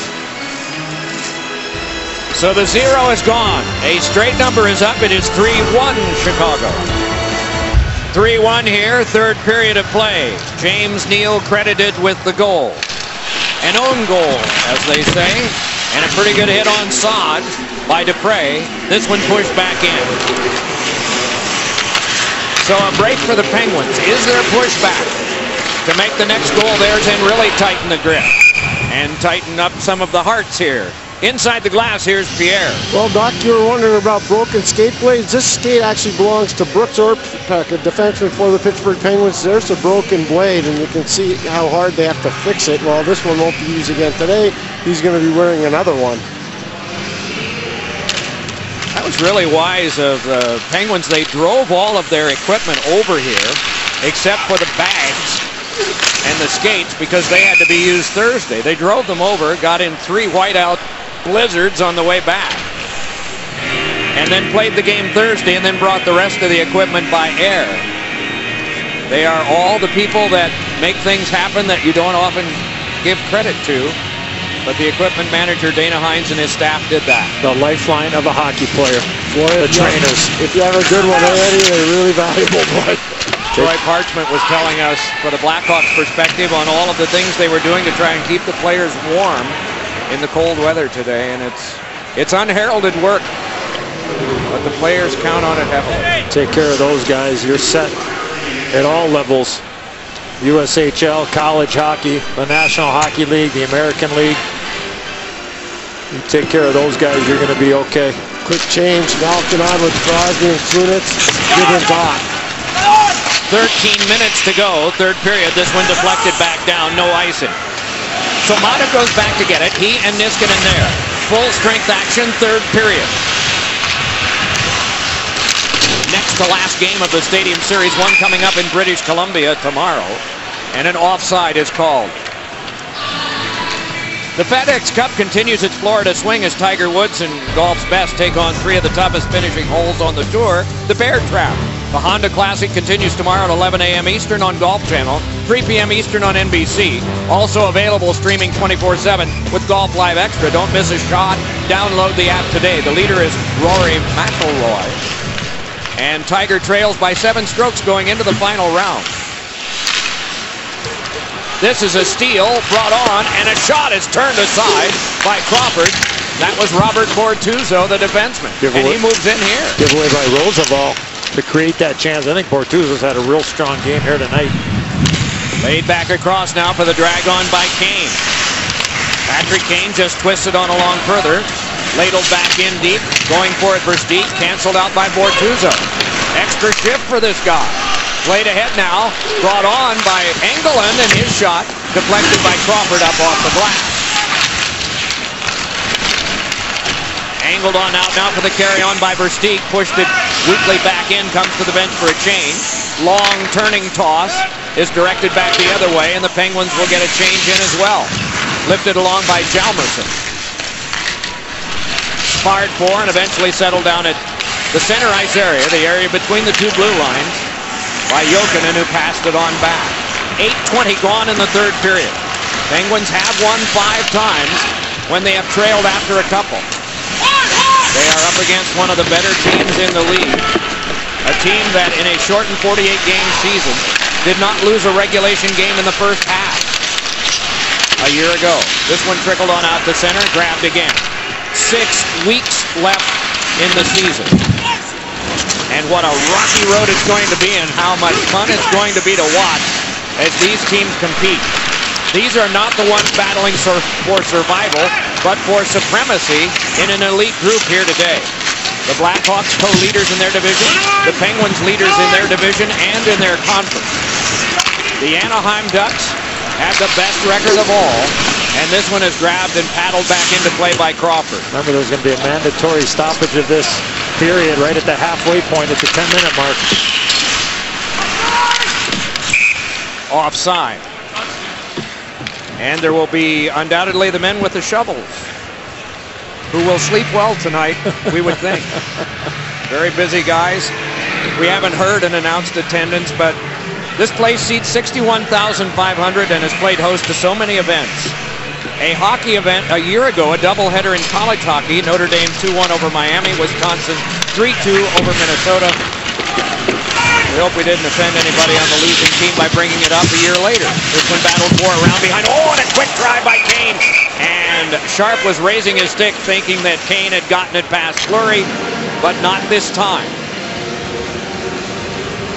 Nice play from Patrick Sharp below the goal line to get this puck to the front of the net. Patrick Sharp stays with it, and he's going to find Patrick Kane right there. Stick down on the ice. Passing lane is there. Kane not able to elevate that puck over the left pad of Marc-Andre Fleury. Let's remember Kane playing on this line right now because of the injury to Marian Hossa that happened in the first period.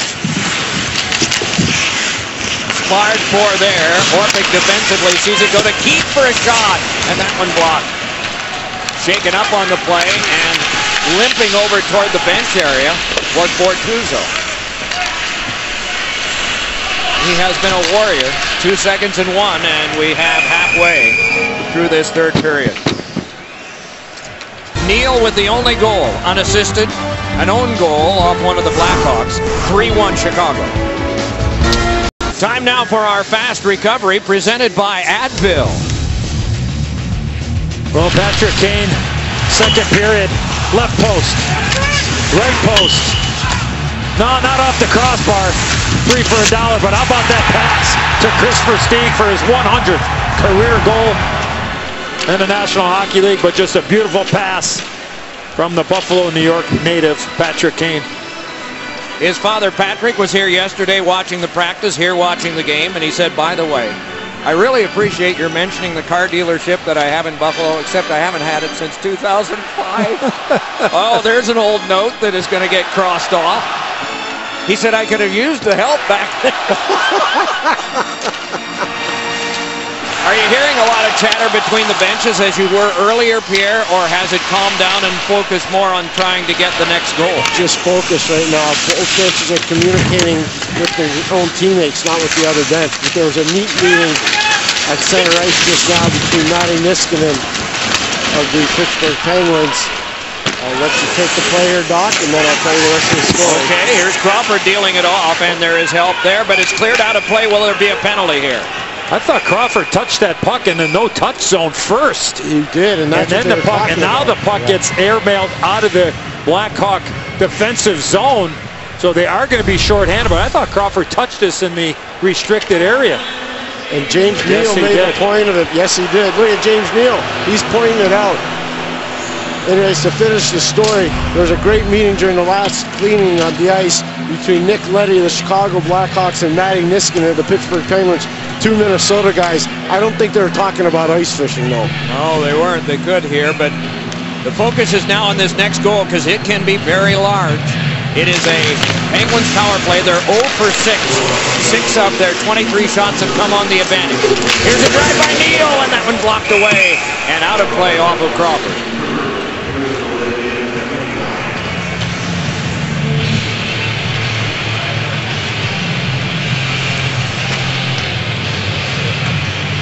Crosby will have to win this draw to keep pressure going.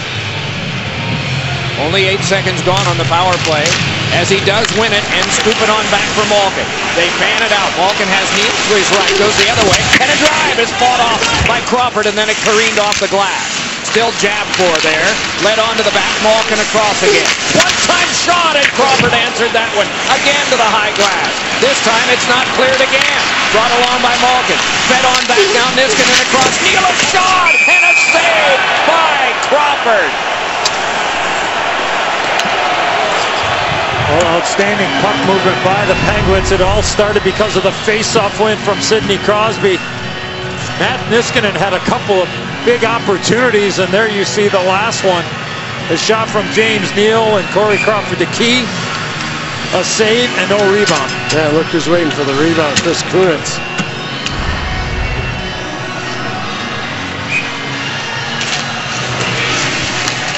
From this tie-up, it's the Penguins' puck to play again. Niskanen walks it across. Next up, a big drive by Malkin that's turned aside. Sparkler up the boards, poked along by Saad. Second effort, he's able to scale it back down. They got to blow the whistle. Crawford's helmet's become unbuckled. They're not going to blow it. He had to take his gloves off to fix it. Now they will. Crawford's helmet got hit, and you can see him. He was reaching to fix the strap on his helmet.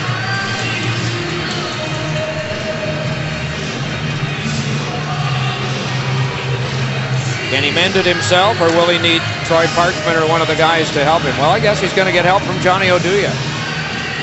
Just snap it back on. There we go.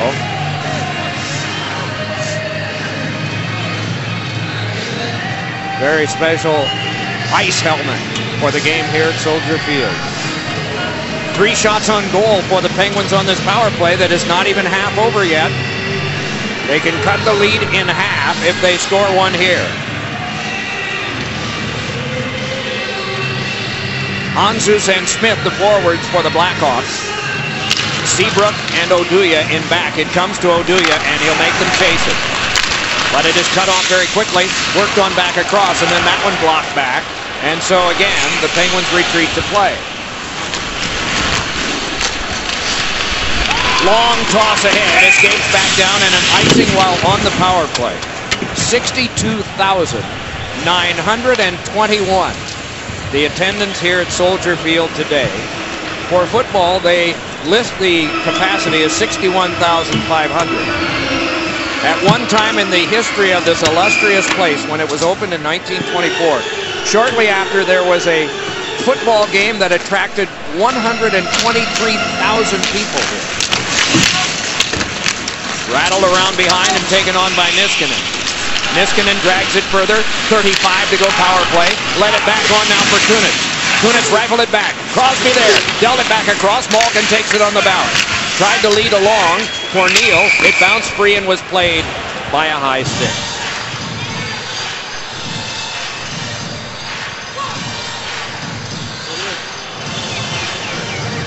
Penguins power play, they really run a lot of looks up top, shooting the puck, and that's not a bad idea, especially in this setting. But it looks like the Blackhawk forwards or penalty killers are kind of cheating out, trying to take away those point shots. Maybe they might want to try to take the puck down low and look for a play closer to the goaltender, Corey Crawford. Misfired for Crosby, curled up the boards, taken on by Malkin.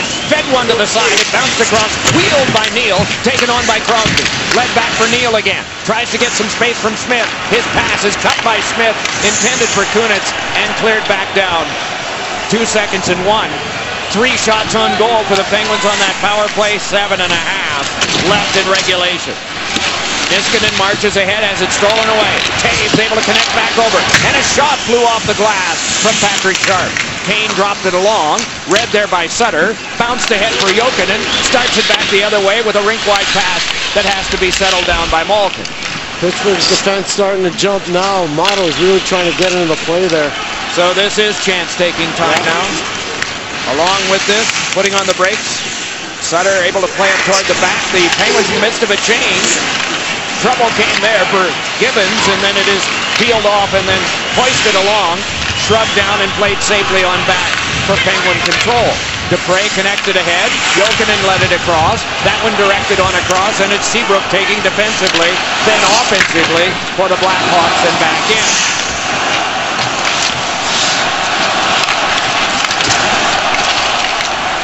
A steal by Saad.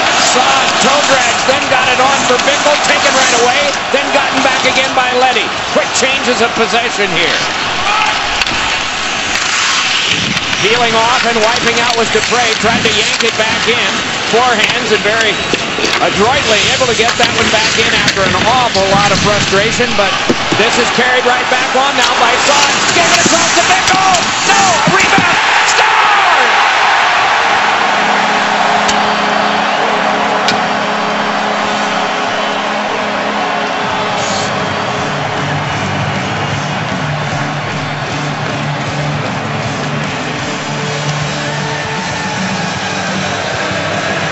Well, what a great pass from Brandon Saad to Brian Bickle.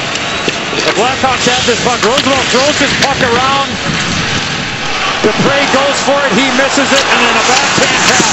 First chance stopped by Fleury. Second chance opportunity for Brian Bickle. Hey, we've seen some unbelievable skills on the Chicago Blackhawk goals. There's another example. Brandon Saad, the Pittsburgh, Pennsylvania native. What a pass. 9th odd man rush for the Blackhawks in this game. It is fed in front. Bortuzzo knocked it down. Battled for there and twisted on and then nudged ahead for the carry-on by Tanner Glass. Floated it in and went right after it. But it is Roosevelt, crunched off by Glass. Pumped along the boards off of Saad. Bouncer settled down by Leddy. And Leddy flies a down-and-outer that can be chased down by Shaw. Knifed from him, though, by Scuderi. Huge wind gust. Just the first huge wind gust I've felt all game long just happened. And it basically came from your side of the field, Doc, and Eddie, towards the benches. No I was hearing that in the windscreen of your microphone, and that's really odd to hear because you've got it pretty well strapped to your head, but that was noticeable. This is blocked now by Brooks Orpik. So it is 5 minutes to go regulation, and the Penguins have to get free and keep the Blackhawks from any, just to force an overtime. Dropped back off and then played off a couple of Penguin sticks where it careens around behind for Hjalmarsson. Rattled it around the glass and back out. Niskanen tried to trickle it through. No luck there. Stashed on back and going for it is Mata. Mata, one of 7 Penguins to play in the Olympics, sees this one come across now, spiked away from Handzus, one of 10 of the Blackhawks to play in the Olympics. This one lobbed back in and can be grabbed off by Mata. The teenager hands it across to Niskanen. Niskanen flew one ahead that ricocheted up high. It's settled down now and thrown by Engelland and has to be stopped and covered by Crawford. 4:15 to go in the third. Staring for now as the snow drifts down. It is 4-1 Chicago. Up next on NBC, except on the West Coast, it's the late news followed by Saturday Night Live, hosted by Jim Parsons with musical guest Beck.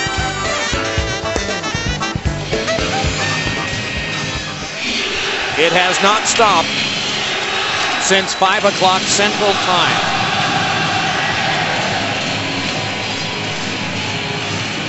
With the initials GSH for George S. Halas, founder of the Bears franchise. It and the Cardinals, now located in Arizona, formerly in Chicago, the only 2 original NFL franchises from the founding of the league. Green Bay came along soon after, but they wanted emphasized in Chicago. There were only 2 that have gone all those years. I have nothing to say about what we just saw. Maybe they slipped onto the tarp there, Doug. Is there another game after Shirts and Skins? Or is this it? I think it's it. It's been quite a game, and we hope you've enjoyed it tonight. 4:15 to go in the third. Swatted at by Engelland. Forehand shot ricocheted to the corner. He and Handzus, or check that, he and Roosevelt after that one. Roosevelt tried to chip further, and then it is Sutter feeding one. And then battled for and slugged wide by Engelland. Taken on now by Leddy. Leddy jammed it again. Handzus trickled it along, read and thrown across away from Engelland. And jabbed on now by Roosevelt. Swatted by Versteeg. Thrown by Niskanen. Paddled aside by Crawford. Crawford and Taves have been impressive. No one more than Jonathan Taves in this game for my vote anyway. Led back across, and it is Leddy to take over there in the last 3.5. Leddy ahead, and a shot is blocked down by Marc-Andre Fleury. Then Mata played ahead. 37 shots by Chicago, 28 by Pittsburgh.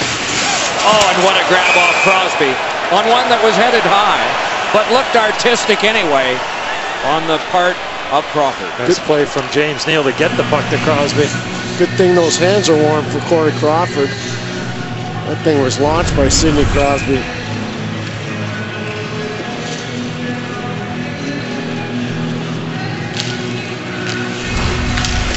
Neal again, and flailing at that was Crawford as he got the glass, and then a pad stop by Crawford as the shot total starts to come higher for Pittsburgh. Bounced around in front, reaching for it was Neal, and that wouldn't go. Neal pivoting again, threw one that went wide. Ricochet back now for Orpik. Dropped it on for Crosby behind the net. Crosby rifled it on back. Held there by Dupre, given over to Orpik. Then to Neal for a trigger pull that was blocked right back. Dupre across again. Orpik a drive, and that turned high and to the corner glass by Crawford. Saad wipes out, but gets it on out to center. Fed ahead now for a feed by Crosby. Bounced over to Adams, around for Crosby. Touched on to Neal, toe drag, and a shot wouldn't go as Crawford reached out for that one. Saad sees that one knocked along further and played ahead off of Orpik, and galloping on with this now is Patrick Sharp. He's got Taves up the wing. Save, rebound, oh, and it went in! Another crazy bounce goal. It will be Taves'. It is 5-1.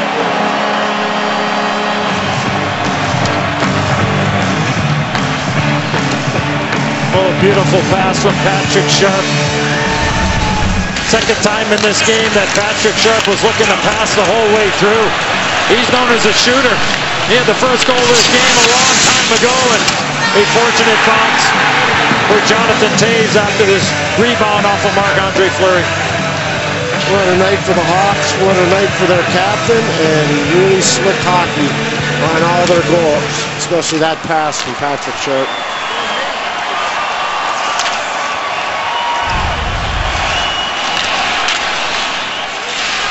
And so it nears the close. Final 2 minutes of play in the tilt. The Blackhawks will have a 2-point lead on St. Louis, 86 points. Anaheim is the best in the entire league, leading the Pacific Division and the NHL with 89. A drive by Mata, turned aside, blocked along there for control by the Blackhawks. And Bickle is able to sort it back out, giving it on to Shaw and across to Kane, who delays, and back in.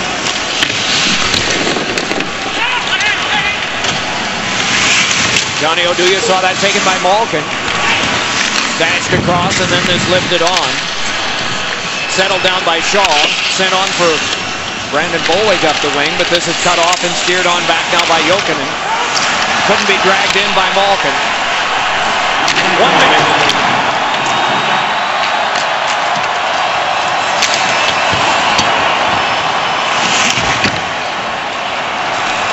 They are standing here, many of them. Many of the 62,921. Some Penguin fans have been here too, enjoying their time in Chicago, though not the outcome of the game. The spectacle, they would have to say, was one of the things that they will carry back home with them. This one was played in snow. The one that their team played in first in Buffalo in snow. The one against Washington in the middle at home in the rain. It happens in the wintertime up north. 10 days ago, there was a lot of rain that had come through the city of Chicago, and certainly things have changed here in the last 7 days. And this is snow globe effect with the snow falling all evening long.